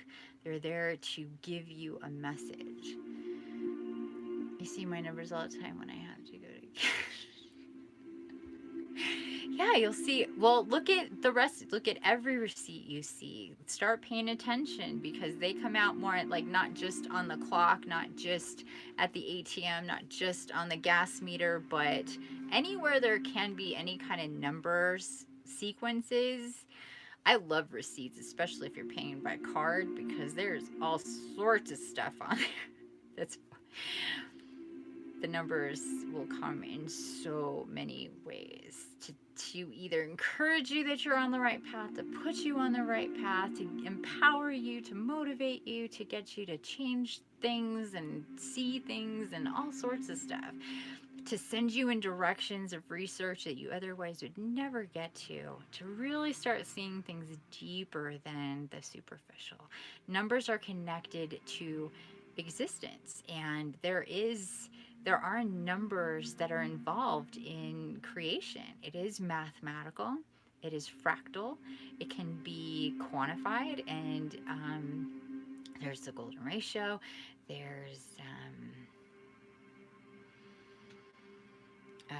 I'm spacing out. Oh, we were talking about the 369. There's all these things that play a part in all that. So they do matter, and they help us just open up a little bit more and a little bit more our eyes. You just have to see it layer by layer by layer, just pushing through just a little bit more. So anyway, again, crystal clear intentions is really about, be clear about what you desire and focus upon it with unwavering faith. So think about that for a second. It's not really think about what you don't want to have happen or what you don't want. Think about what you do want, and be relentless about really feeling into the energy of what that feels like, and clear about what you desire and focus upon it with unwavering faith. That means fear and doubt and anything that comes into play that's going to make you go, it's kind of like you have to put yourself at the very, very top of a super high platform dive thing, and there isn't water. There is just a net, and it's fastened to poles, and you're gonna jump, and you gotta have faith that those poles and what's fastening that net to those poles are going to hold and going to catch you, and you're going to get to the next level in the best possible way. If you stand there on the platform and you think, oh, I don't know, it looks really rickety to me, look at it's all tattered and this and that, and start picking it apart, you're going to talk yourself right out of jumping off the platform like that. Are you not? Because then you just like, only an idiot would jump off of this thing onto that. I'm no idiot. You will talk yourself out. You will talk yourself right out. So, you have to, absolutely, in these moments where you might feel some of this business, is check yourself and be honest. This is where denial comes into play, when people are not honest with themselves about how they feel.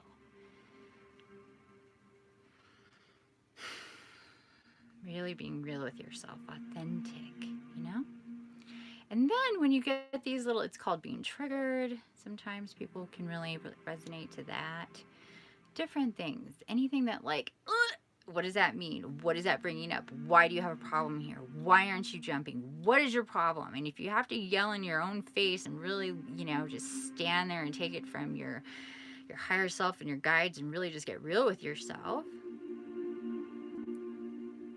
Or call up somebody you trust and go, I'm feeling like this. Help me. Break through this. I'm scared and I need to figure out why. Because while you're scared of anything, it's a huge weight. Any kind of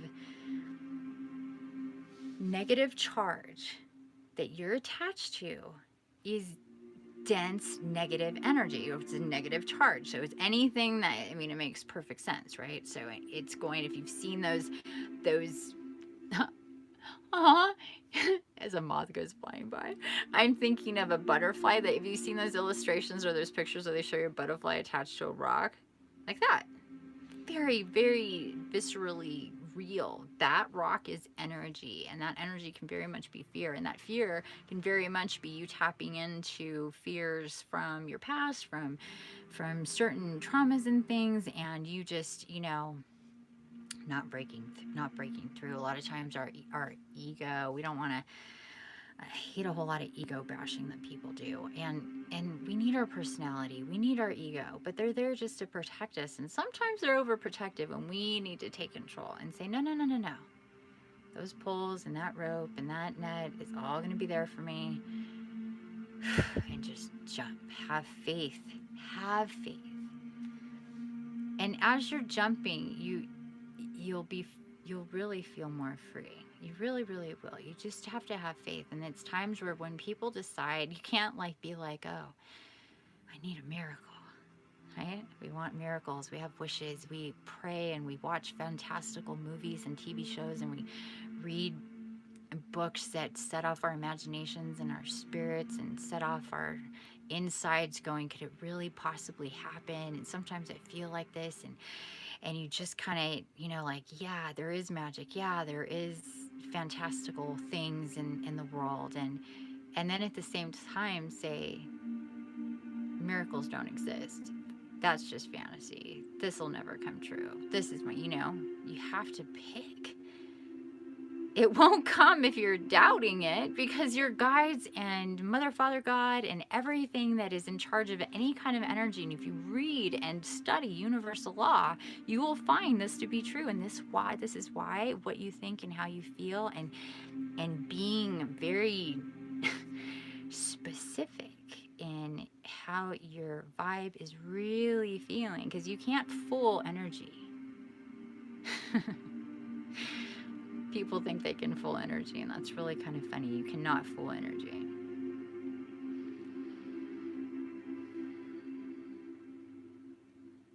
So, with that said, you have to step up to the plate and swing at what's real, because you're not doing anybody it's not in anybody else's court but your own, you know? It's just you.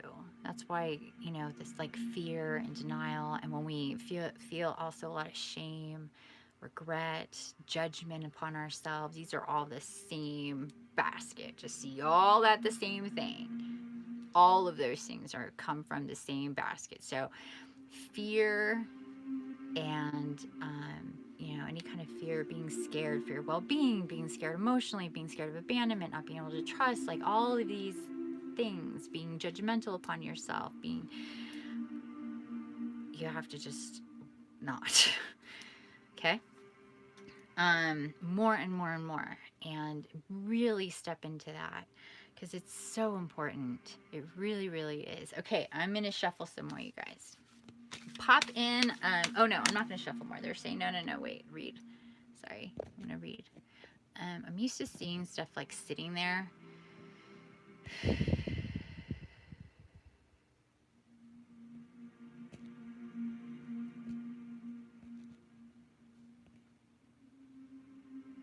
I do. I live lost too. Fears are acquired. We are not born exactly. So we have them, either deal with them or let them roll us. Yep. Honestly, oops. Honesty, very true. I've been questioning my triggers for sure. Good. Healing and learning, growing my way through. Very good. Oh, I know. His birth date is awesome. It's on the equinox. Well, oh wow, that's an awesome number. That is a really cool number. Mine is 12/13/72. I've got a birthday coming up, family. I'm so excited. Okay, so we're gonna do some more cards. This is the Archangel oracle cards. We just got life review and crystal clear intentions. I'm going to dive in more. I'm going to read from the book so you guys can actually read from the book, and anything else that may come up as I'm reading. But right now we're going to see what else comes up.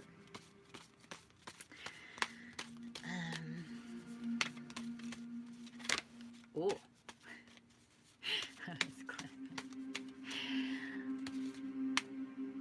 This one right here. Oh, let's turn it around. Angel therapy. Archangel Raphael. This one wants to come out too. Oh, I'm feeling this one right here too. Okay. My finger's like doot, doot, doot. Angel therapy. Archangel Raphael. Give your cares and worries to us angels and allow us to take your burdens. That helps. Working with the Archangel Raphael. He taps right into your heart chakra energy, and he works to help you transmute any dense, painful energy. He heals you. For those of us who have been in astral since before 11/11, he has been working with us in our sleep to make the channel to our astral place with Gaia and Jesus and the rest of the archangels that much more clear. And this is just him reminding us of that, or letting you guys know who are not aware of that this is what he's been doing. He's been coming and sitting with us and basically just kind of putting his energy in and through our heart chakra, our whole system here, and just creating a space where we can be as unimpeded energetically while we're sleeping, and to get to this place in astral so we can, whether we wake up conscious of it or not, this is what's been going on. And he started talking about that, or he talked about that, when was it?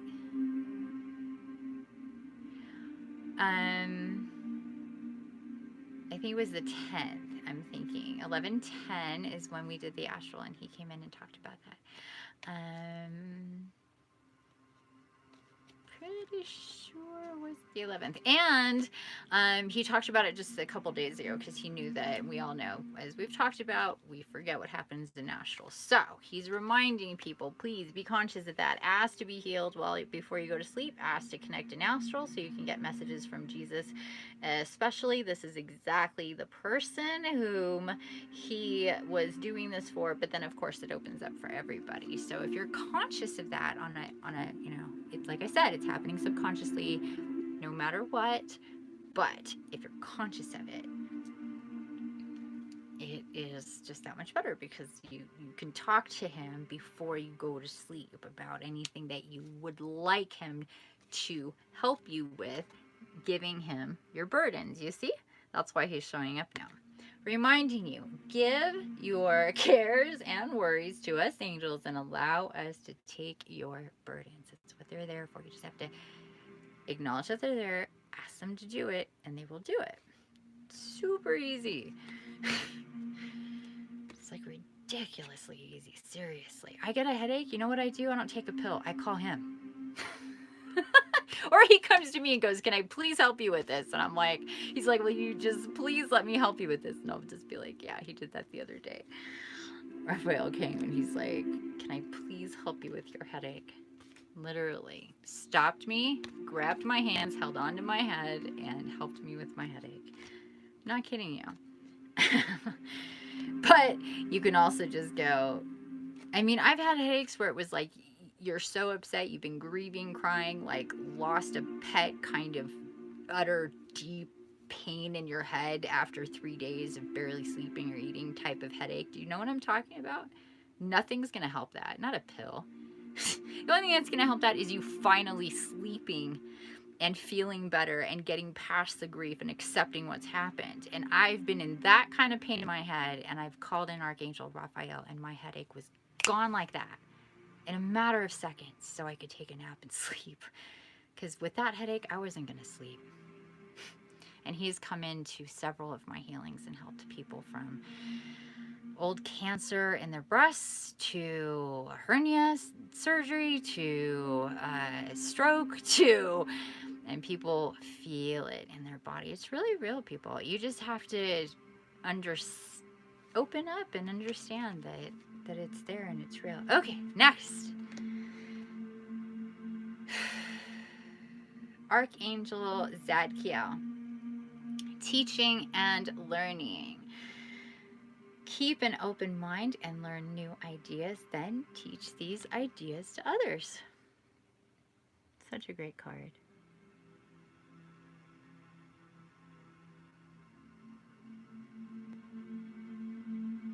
Look at him. Okay, so really study this card if you can, you guys.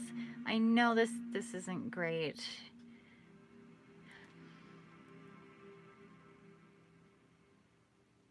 And if you can see the light coming from the very, very top and just hitting his head and lighting him up. You see where that, see how that light from the very top here? Boop, boop, right here? And it's just, so this really reminds me of that picture that I have from Jesus that I took in the sky, my screensaver. If you guys don't know it or haven't seen it, please check out my Instagram. It is there all over the place. And that is Infinite Love 8 Energy at Infinite Love 8 Energy. You can also find the link on my channel. So what's happening here is the illustration is really showing us that even Zadkiel is getting information and he's reading information as an archangel. Yeah. Like he's in this frame of mind too. He's in this frame. He's this flame. He has this light coming down from Mother, Father, God, channeling. He's also, as you can see, projecting out. So as he's receiving, he's projecting out. Keep an open mind. So it's just open. We have to understand, and really all of us, and as you're around me, you'll know, even though I have information, I'm tapped in and I do channeling and I can heal and I can, all this stuff, you guys. I am learning and I am with you and I am on my journey and I am as real can be about this stuff. We have to not have a place of I know it all, because that is just absolutely ridiculous. We know what we know as we go. We need to know that we don't know so much and just be open to what comes. And what I try to tell people time and time again is to expect miracles, to understand that if you want to feel and believe that anything is possible, you got to understand that anything is possible. You have to feel and believe that all the miracles, all the wonderful, miraculous things that is and ever was possible, there's still a lot to come of that. And know that, know it. Feel it.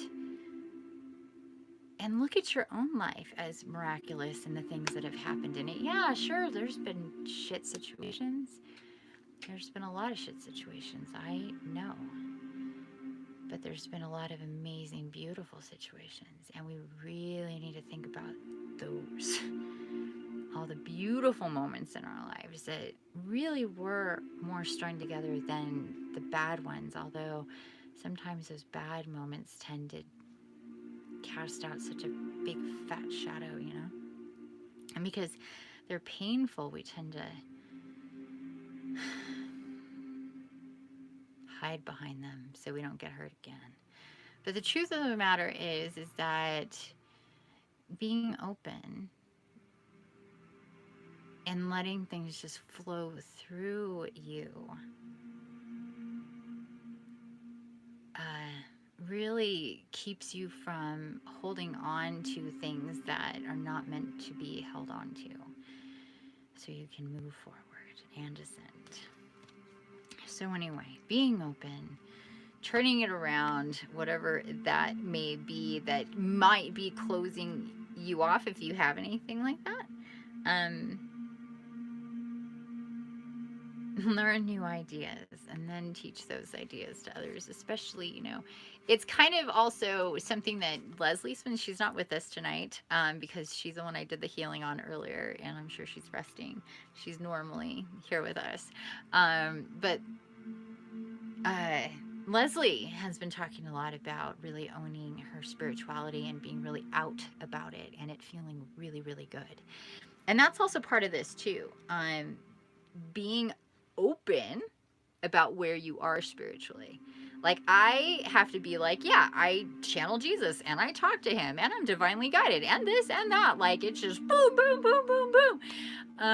Really owning your spirituality is the only way to be empowered by it. Because, like, again, you can't be in and out at the same time. You can't be ascending and stuck in some 3D kind of, I'm afraid of judgment and what people are going to think of me. You know?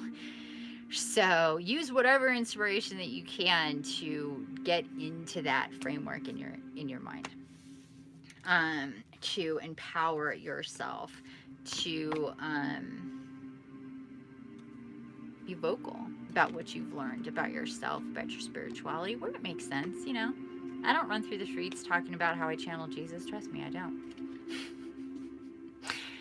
But I'm pretty open about it at the same time. So, balance. Next card and last card, family. Because it is really late. What time is it? Oh my gosh. Passion. Archangel Haniel. Trust and follow your renewed passion in your love life and career.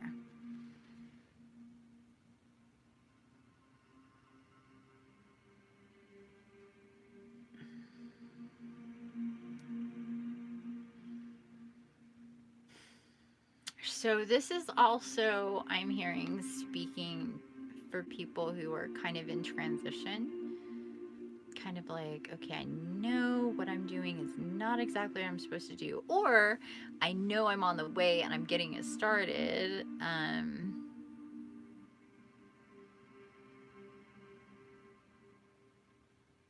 In one way or another, transitional when it comes to your what I call the way you spend your day, and whatever that may be, and how you earn your money, your pay.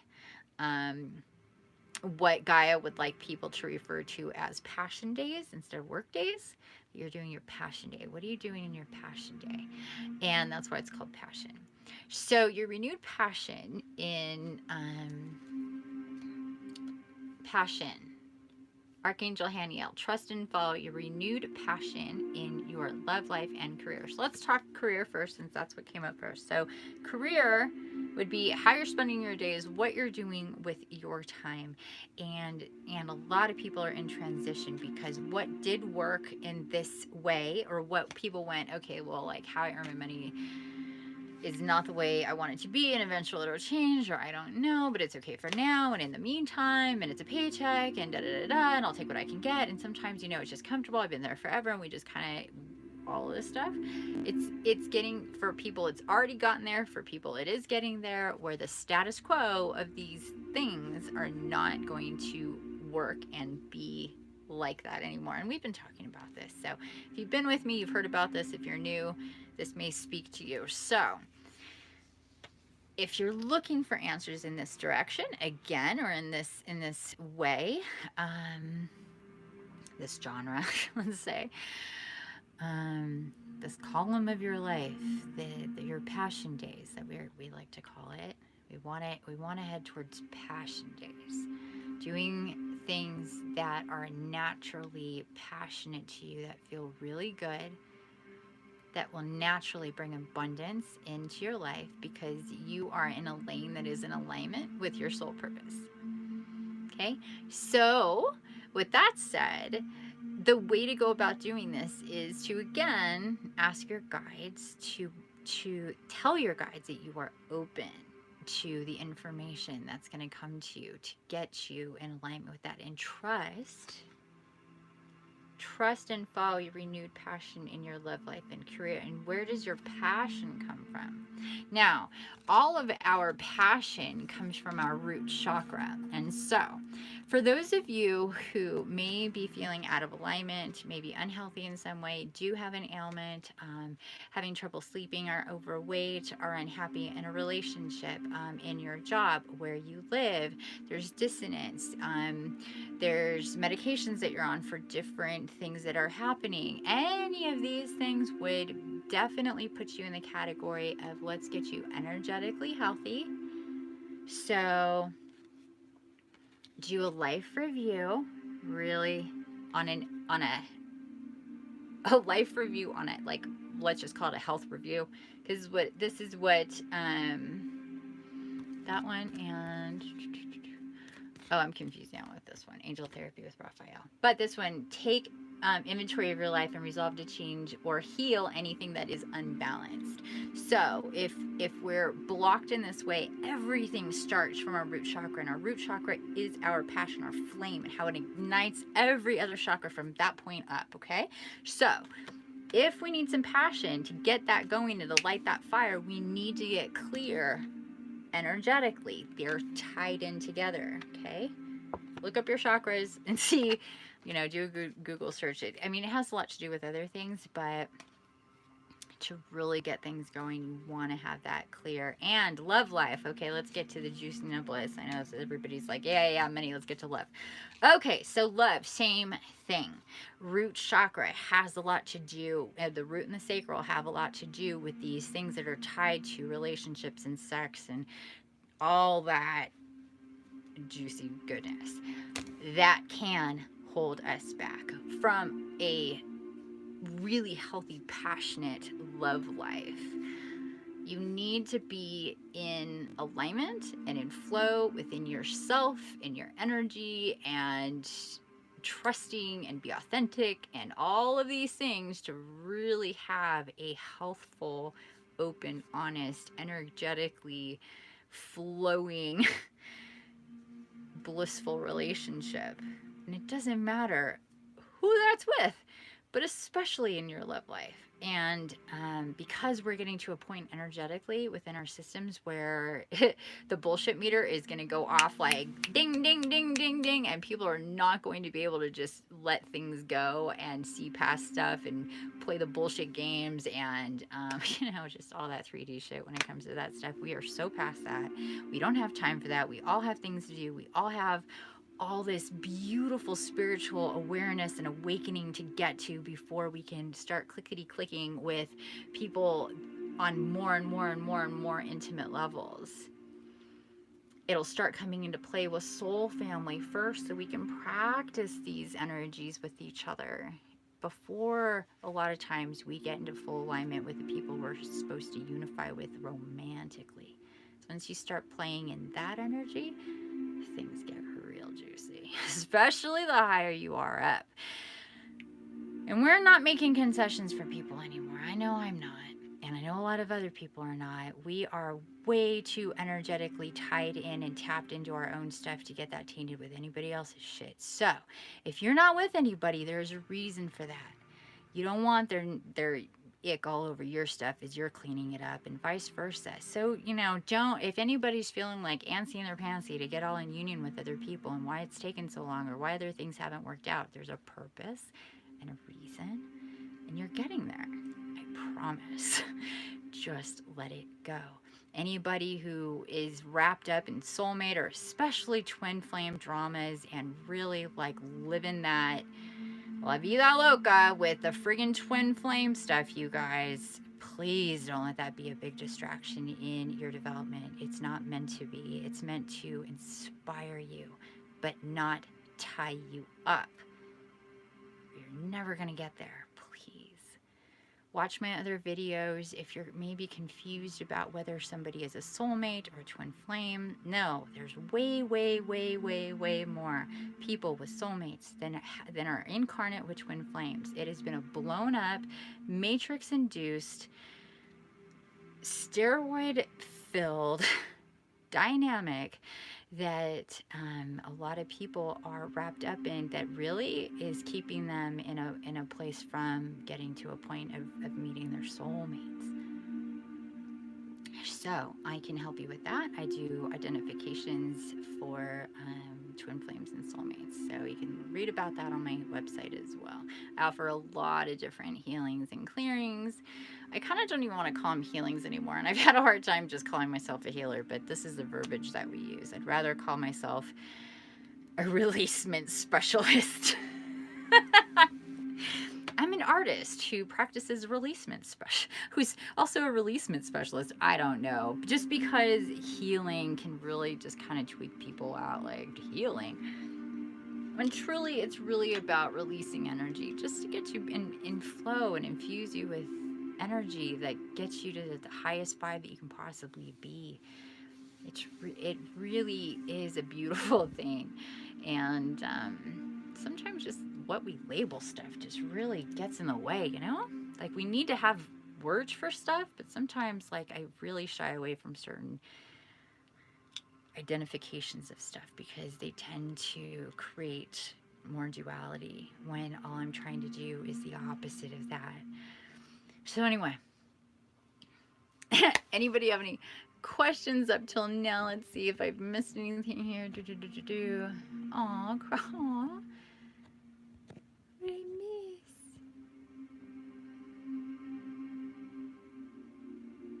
miss? It's on the autumnal, like when I used to the same as Mother Mirror too. Oh, I know, I love that. Yes, yes, yes, I love that.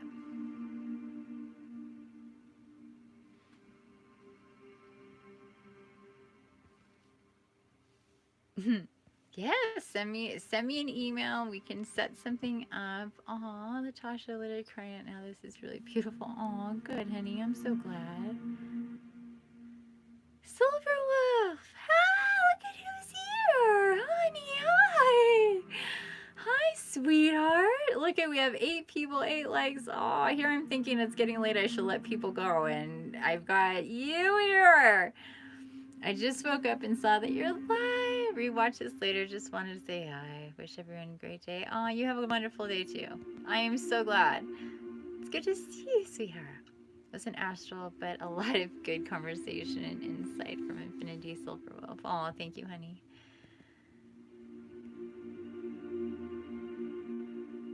Oh, you're welcome.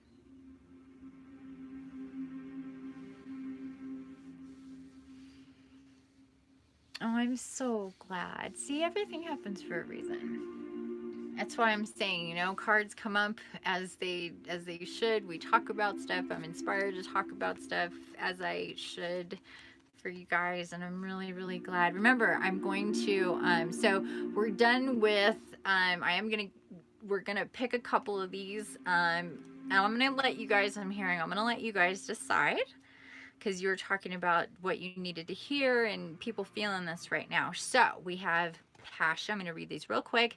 Put up which ones you'd like me to get into a little bit deeper, and that means reading from the book. And I'll do that for whichever ones you guys want me to, and then we'll get going.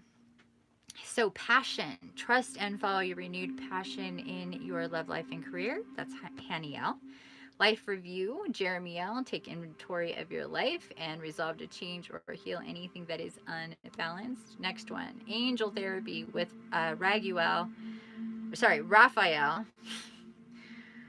Give your cares and worries to us angels and allow us to take your burdens. Whoops. Crystal clear intentions with Michael. Be clear about what you desire and focus upon it with unwavering faith. And last one, teaching and learning with Zadkiel.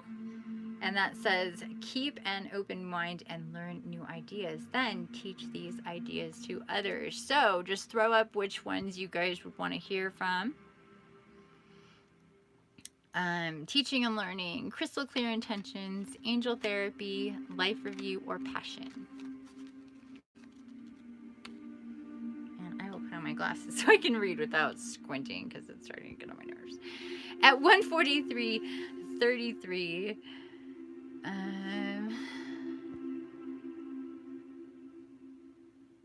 you want to know what everybody else wants to know. Well, somebody put, everybody's like giving way to everybody. So either life review, there we go. I'm like, either pick one or I'm going to shuffle cards and pick one for you.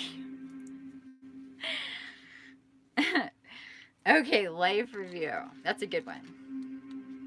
Willow says life review. So let's do life review. Why can't LMN?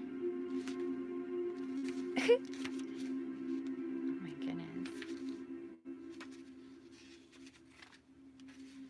Wow, that was not easy. I'm used to like flipping right to them. When I have to search for them, I'm like, what is the problem? Okay, here we go. It takes courage to look at your life. Well, that's true. That is true. Yet, if done with compassion and a sense of humor, you'll grow and learn from a life review. I'll help you take stock of where you've been. We'll look at what you've learned and how these lessons are a valuable asset for today and tomorrow. We'll also notice life patterns that aren't serving your highest good, and we'll take steps to release those patterns.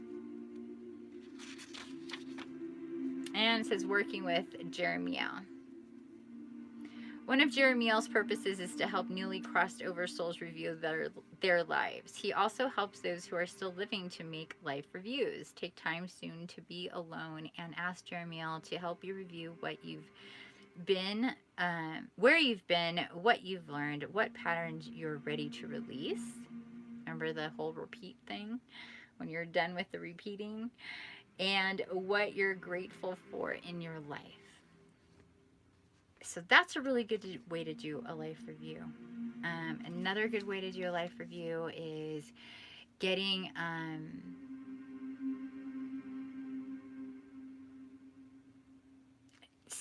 in a place with them. You could do your life review like we just said right here.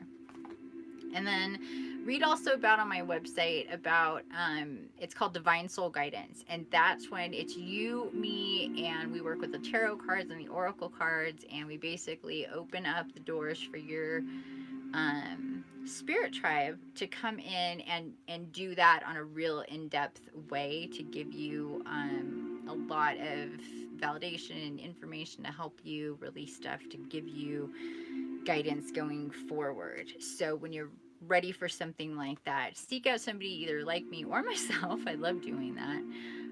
It's always really cathartic and empowering and inspiring and motivating.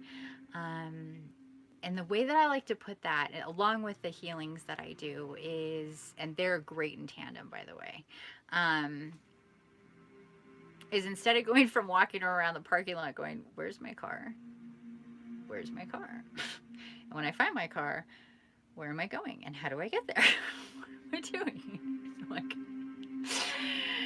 to being in the car, being on the highway, being in the lane that, and knowing at least what highway you're on and feeling good about that. So it's a big difference from feeling kind of lost and confused and what the hell is happening and what am I doing? And maybe even for a lot of people, okay, so everything that I've done or everything that I've prepared for, everything that I've known is kind of different now.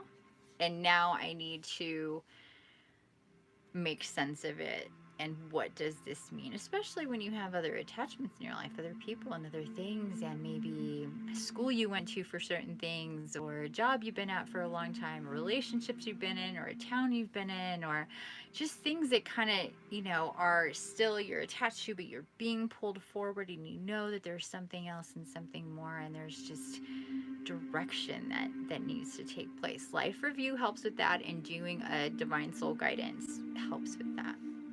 And just telling your guides, show me, give me information, give me the signs, the number codes, the people coming into my world and my periphery that are here for a reason. Please, the more you understand that nothing is random, nothing is by chance, nothing is not without purpose in your life, even if it's somebody in your universe for 5 minutes, they can have a massive impact on you. as well as somebody in your life for 20 years.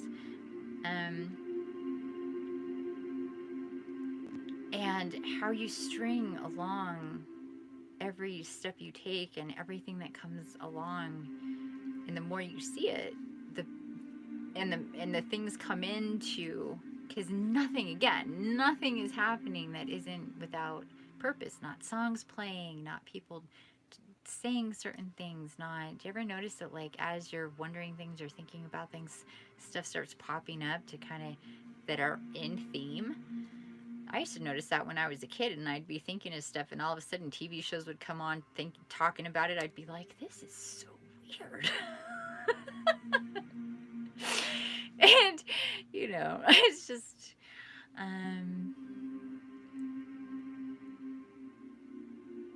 it's all more connected sometimes than we give thought to. So just start kind of expanding out a little bit more. Okay, so what else? Anything else going on here?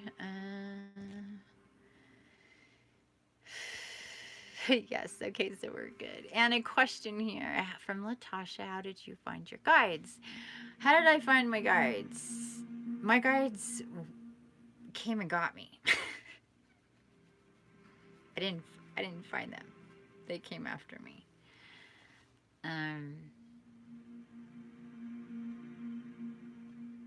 Well, you know what they're telling me right now? They're like, okay, come on,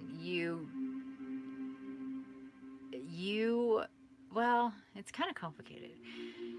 On one hand, I was getting more to a point where I was really suicidal, to be honest, and I just really didn't want to be around anymore, honestly. And that was because I was so sick in my life, in my body, and just not seeing the point. It was a miserable existence. And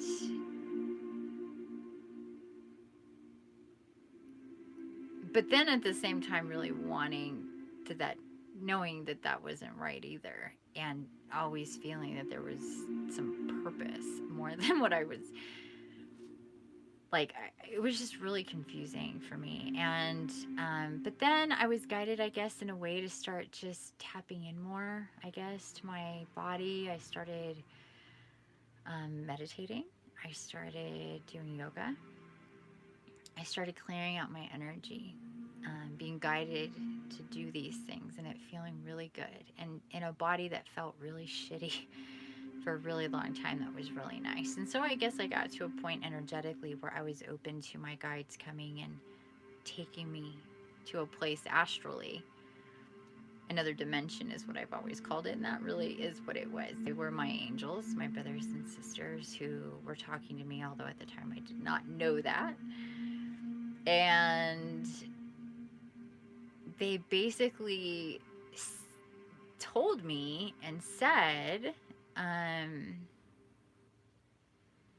like, remember what you already know about your body and about how things work in your body.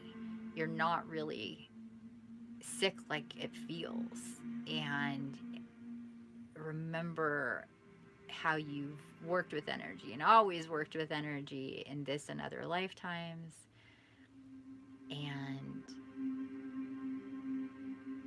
lovingly acknowledge it in your body and how it's been there and tried and has done its best to transmute through time. This is what getting colds and flus are.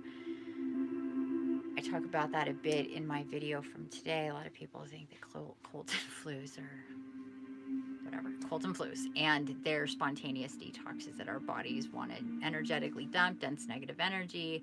And when we do that, it is contagious, because one body is getting energetically clear, another body sees that like a yawn, like, oh, you're yawning, I'm going to yawn too. A lot of people see that as contagious, and that's what's contagious. It's energetically contagious. You're spontaneously detoxing with flus and colds. So flu season is energetically releasement time that a lot of times, is made more difficult by the time of the year, by holidays and things like this. But it is what it is. Also, time changes, and these last portals at the end of the year are really, really super intense. So people tend to get sick and under the weather during this time because bodies just get shooken up.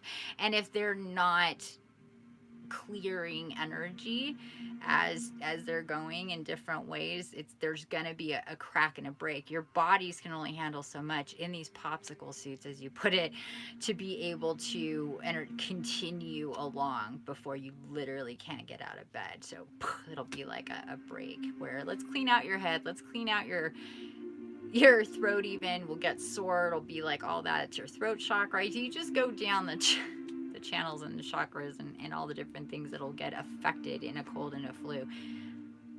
It makes sense. So that's another way to think about it. But anyway, I was really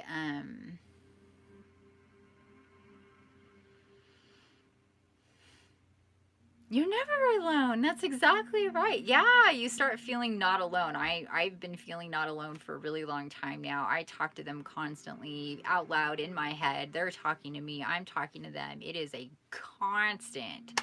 And you can have that. You can get there. It just takes clearing out the channels more and more energetically, being open, understanding what you're listening to, who you're got to be careful too that you're not just like willy-nilly about it. And so, you know, this whole thing and flow, but your guides are there, always have been there, always. I tell people, just because you're not aware of them doesn't mean that they haven't always been there. You just didn't perceive them. You did probably when you were a child. More of us did, you know, perceived them, felt them, talked to them, played with them. They were there for us. Archangel Gabriel talked about this a lot for people, being there when we were babies and little kids and stuff, you know. So the more you know and feel into that, the more they're I mean, they literally stand around like what I call throwing messages at you and sending you their feels so you can get these and really start feeling into that. It really is whatever it's meant for you at any given time, but just being open to it. And you really aren't alone. You really aren't. Ever. In a good way. All right, any other card we want to read into before we say goodbye?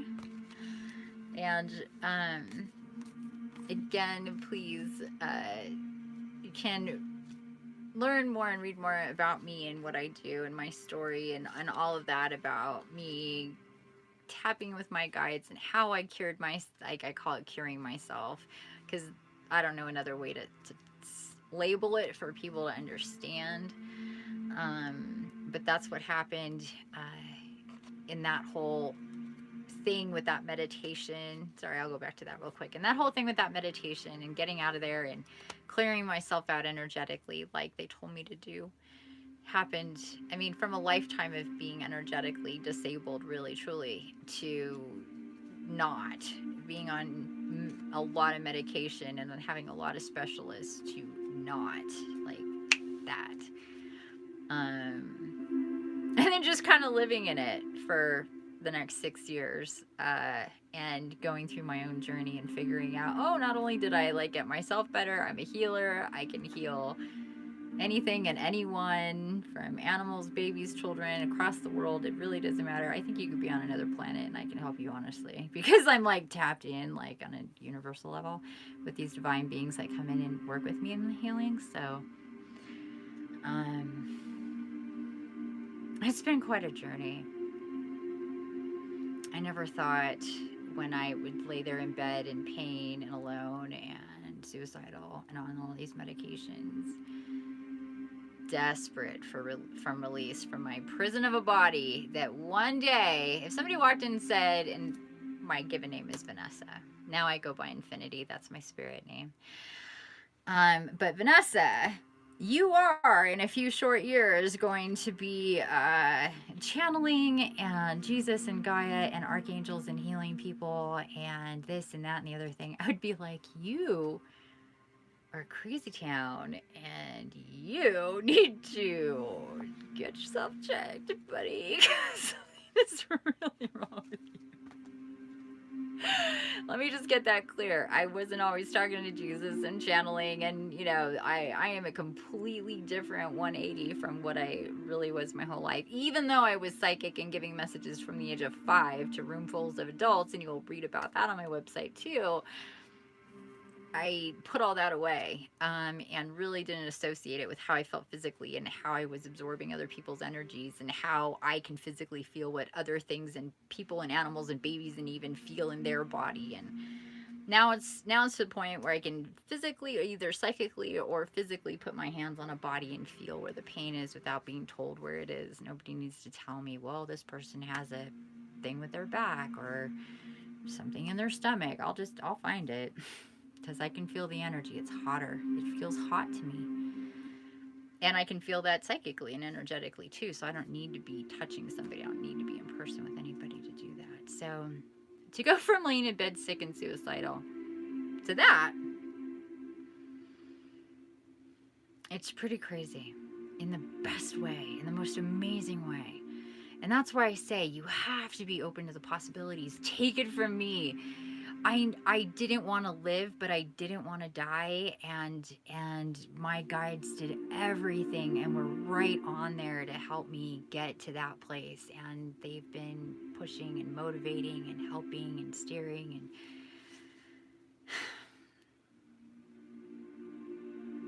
and I see dragons and in the sky, and they talk to me, and I get people in touch with all these. It's magical. It's amazing.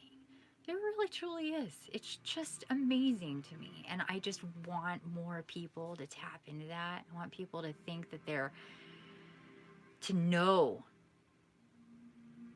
that their situation, their physical disposition absolutely doesn't have to be that way. It doesn't. And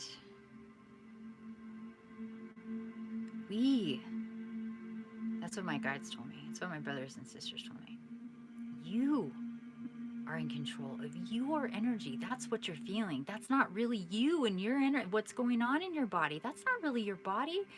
Those times in your body when you felt really good in your real body without the other stuff, that's you. And I was like, yeah. That's what's always felt right to me, and all the other not right has always felt so wrong, but so confusing, and from the time I was so little. But I love my story, and this is what we're talking about. You have to fall in love with your story, even the parts that are painful. Because for a long time I was really angry about it. Well, would have been great if you guys came to be, I don't know, 15, 20 years earlier. 30? I mean, I'm almost 46 years old. So, and I've only been well for the last 6 years. So I went a long time. My son is 23 years old. His whole lifetime was jacked up with a sick mother. This is also where I wanted to kill myself. It wasn't good. So I was mad too at the same time. I was like, wow, I feel great. And I'm kind of pissed that I didn't feel great sooner. And now that my kid's all grown up and pissed off about life and his circumstances, yay. I was mad. It's understandable, I guess. Now I'm not. I get it. I needed to go through that. I needed to feel that. I needed to feel all the things I felt in my body and feel those highs and lows and the massive amounts of duality in this one lifetime would literally blow most people out of the water. But the reason why I needed to feel all that is so when I work with people across the globe and they've been through things, I have a lot of years of being through things physically, feeling things physically that I've been feeling my whole life in my body from other people, and I can understand it.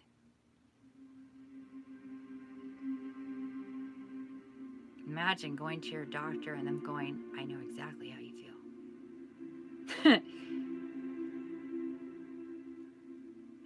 So it helps there for a reason.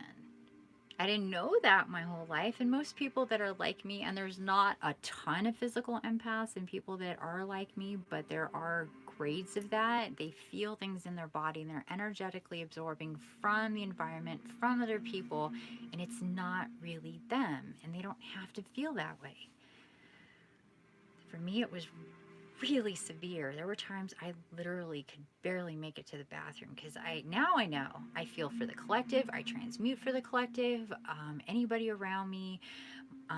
It's really very intense and on a very very serious level, I guess you could say. But I didn't know that my whole life, so my circumstances were equally as serious in my own body because I didn't know what my body was doing. And it made driving this body horribly difficult. It's like being blindfolded and tied up in a spaceship that's just going nuts and living your life. It really is quite mind-boggling when you think about it. And so taking off the blinders and being able to control and being able to know what's what about your body and your vehicle, and taking control of that energy in a way that we're never told about, never taught. We never ever get this information because they, again, don't want us to have it. When I say they, if you're sick, you're putting money into the system with drugs and going to the doctors and procedures and surgeries and up until you get put in the ground. If you're healthy and living till you're 130 years old and living organically and never taking a pill, a pharmaceutical, never needing a surgery, just imagine that exponentially growing across the population and watching a bunch of shit collapse. I mean, it's possible.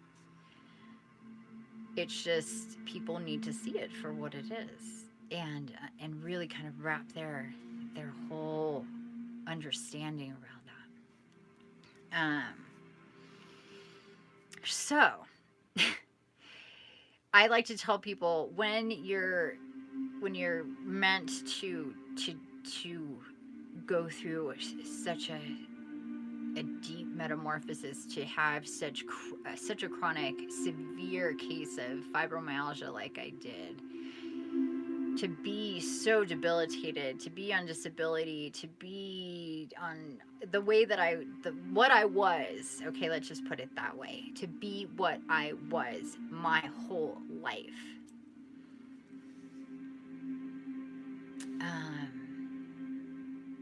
Was to get me here, to know on such a deep level in so many ways what is possible for people. And I just am super excited to be able to facilitate that, to be a part of it in any way, shape, or form. I mean, it's a really big deal for me.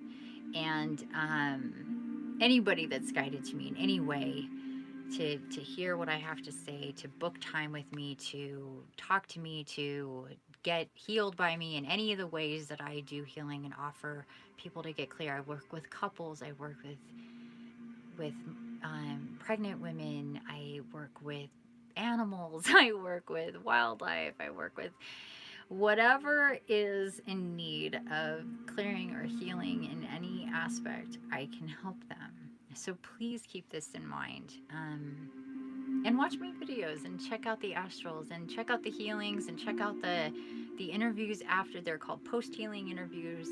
There's some healings there of me healing animals in person. I also heal animals in astral as well. So so I do that. It's almost even easier. I love healing remotely because it's and I know some other healers that feel this way too. Sometimes being in the physical can, just be a little bit more distracting. But I can heal you in the physical too. But I do really love doing it astrally. So that's the way it's set up to do it. That's the way I'm set up to do it now.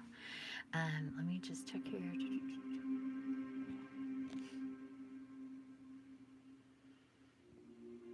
If someone puts light language on their body, are you able to see that? Oh, you're so sweet, Latasha. That's amazing. You are truly a blessing. Oh, how sweet. Thank you, honey. And so are you. Um, there's this whole kind of thing with light language that honestly, a lot of that is just really kind of not true. People are making light language up. So I'm just going to say that, number one. So to find actually somebody who really is a channel for light language, let me just say there's a lot less of them than there are more of them, and people just popping up saying I can transmute and translate light language. Just be careful. Okay, that's what I'm saying. And I have yet to feel that.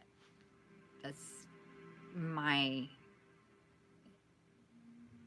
experience. And whenever I've checked in or tapped into any kind of stuff that had to do with light language,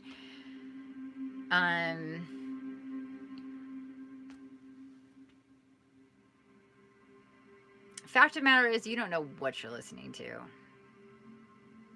So I would just really feel into what that is, and I don't know. I innately have issues with it, just because I know a lot of people are making stuff up, and I've seen a couple and knew immediately that that was just nothingness. Bullshit and gibberish is what it was. Just not real. I got a tattoo of Metatron's. Oh, that's amazing. Oh, I want to see. I have a tattoo of Metatron's cube tattoo crop circle. If words affect water, does that symbol affect what others see in scanning? Yeah, absolutely.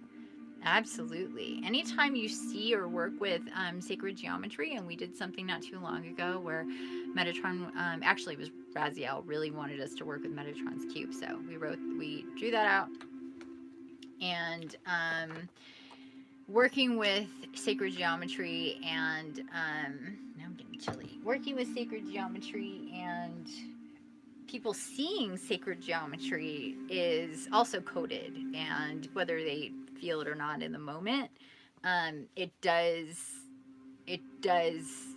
tap in. So the more that you draw sacred geometry and around sacred geometry and look at sacred geometry, the more you're going to open up your awareness. Also, the more you look at fractals, the more you what I call diving deep and looking at things microscopically, looking at things through a macro lens. If you're into photography, if that's something that you're into, is something I'm super into, because you get a different sense of connectedness when you go smaller. A lot of times we kind of go big in our scope to want to see more, thinking of the sky and everything that's going on out there, but what's like going on right here and just within Gaia, and all the different ways that you can dive in really, really, really deep into existence is another way to set off spiritual awareness. So you can do a Google search. What would that be? Like, do a Google search for how visualizing on a macro level helps you spiritually, or something like that, if you want to read more about it. But as you start doing that, you'll kind of you'll feel that more connectedness. You'll really, it's true, whenever you look in some type of, that's why we're also fascinated with microscopes and things like that. When we start looking at things in really, really small, it's just fascinating, right? So do that more often. And it's this, as well as geometry and things like that. That's also extremely powerful. Okay. So, loves.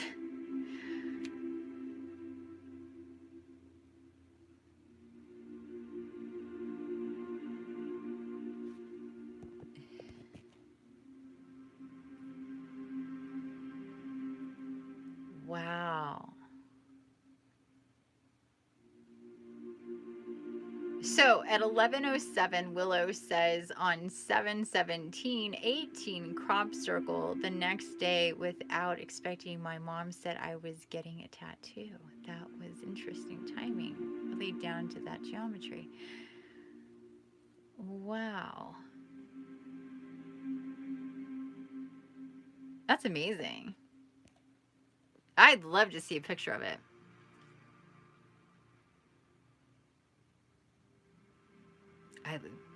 Some crop circles are fake, but a lot of them are real.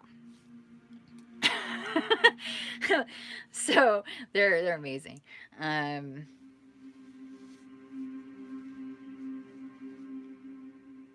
Okay, so I guess that's it.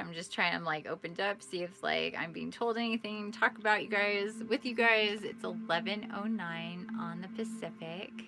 Where is everybody? Let's just check in before we go and say goodnight. I'm saying goodnight from, and then put in where you're from, where you're saying goodnight from, and hopefully you guys are doing great and feeling really good and feeling the vibes here, and are inspired to come back and do an astral, watch one of my astrals in the future.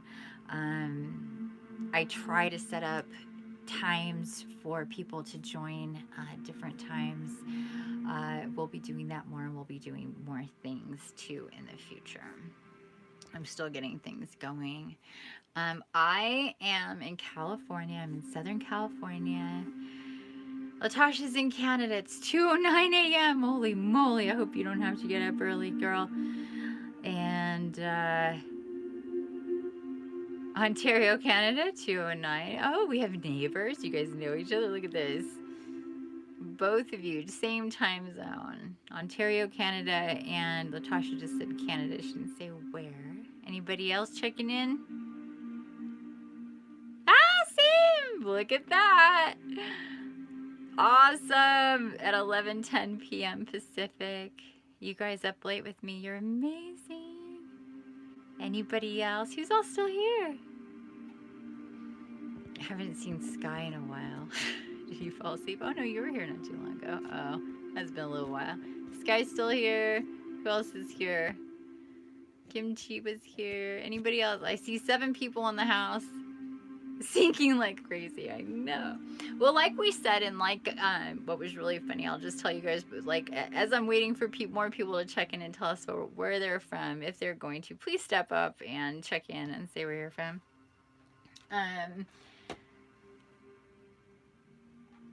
We thought we came together to work on hurricanes, and we did. We did, and we really did work and take care of Florence in a way that was just really fucking poetic. I gotta tell you guys, I can't tell you how I was floating above the ground, walking on that 3rd day when it went from from category 5 to trop 2, projected at trop 1 by the time I was gonna hit. I was literally floating because it was absolutely an absolute yes. It was our efforts and our group doing and working with Gaia and putting energy into it that really had something to do with that. So just a really amazing feeling to be a part of that. But then afterwards it was like, oh no, we're not stopping. We're continuing to heal Gaia. Oh, we're going to continue to work with Gaia and do healing on Gaia, even though she still needs healing. There's all sorts of shit going on, right? Why stop? And she's like, nobody's going anywhere. And so it was like, oh, we're doing this. We're continuing this. And then we realized not too long into it, it was only a couple weeks into it, that we were meeting Soul Family.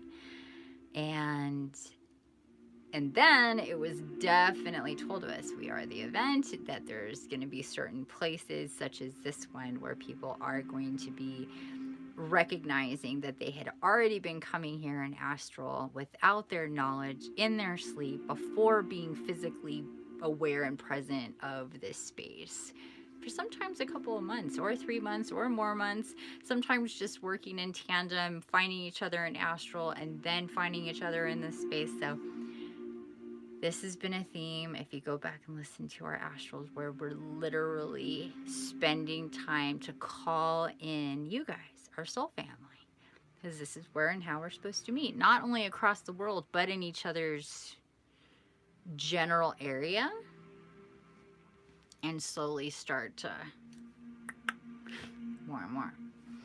So these things are beautiful. So again, we're just doing that more and more. So the more people come, the more people that feel it and send out those vibes, and it just,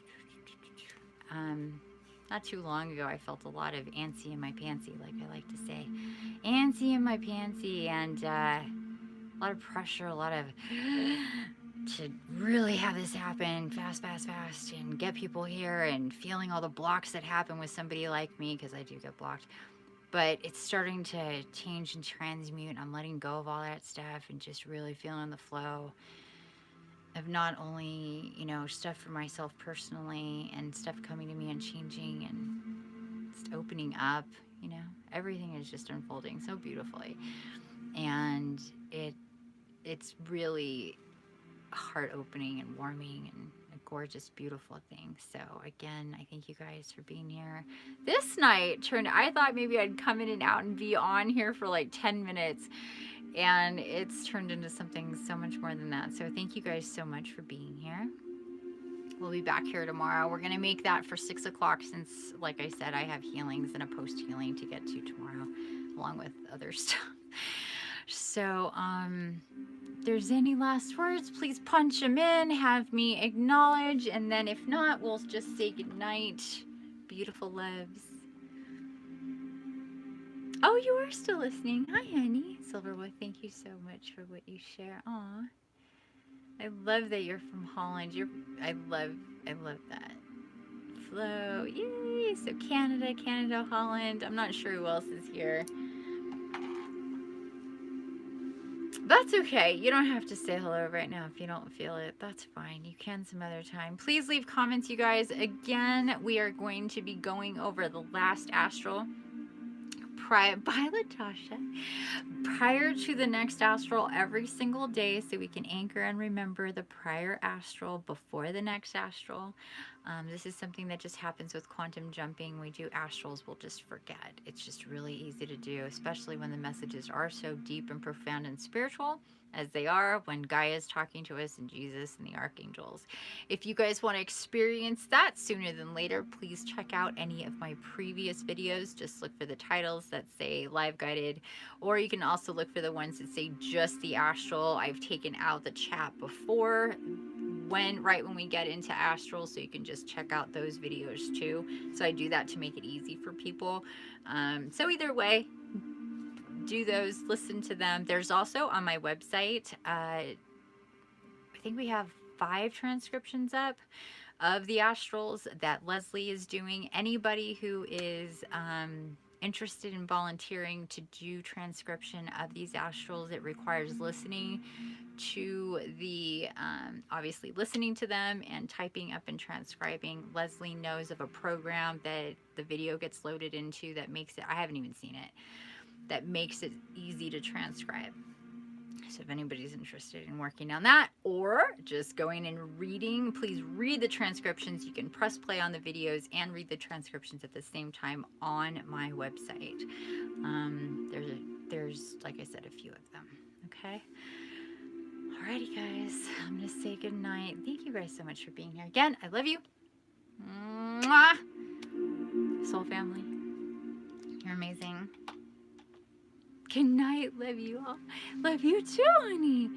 So, my usual 3 catchphrases are infinite love, light, peace, and blessings. Don't forget, the key is to create. We didn't talk a whole lot about that tonight, but creation is a big, big deal. The key is to create. Hashtag the key is to create. And I love you already. Have a wonderful night, you guys. Morning, wherever you are. Please look around Gaia and be inspired. Mwah. See you in astral. Sweet dreams. And till next time on the flip side, guys. And I can't wait to be your guide in astral. Have a wonderful night. Love you.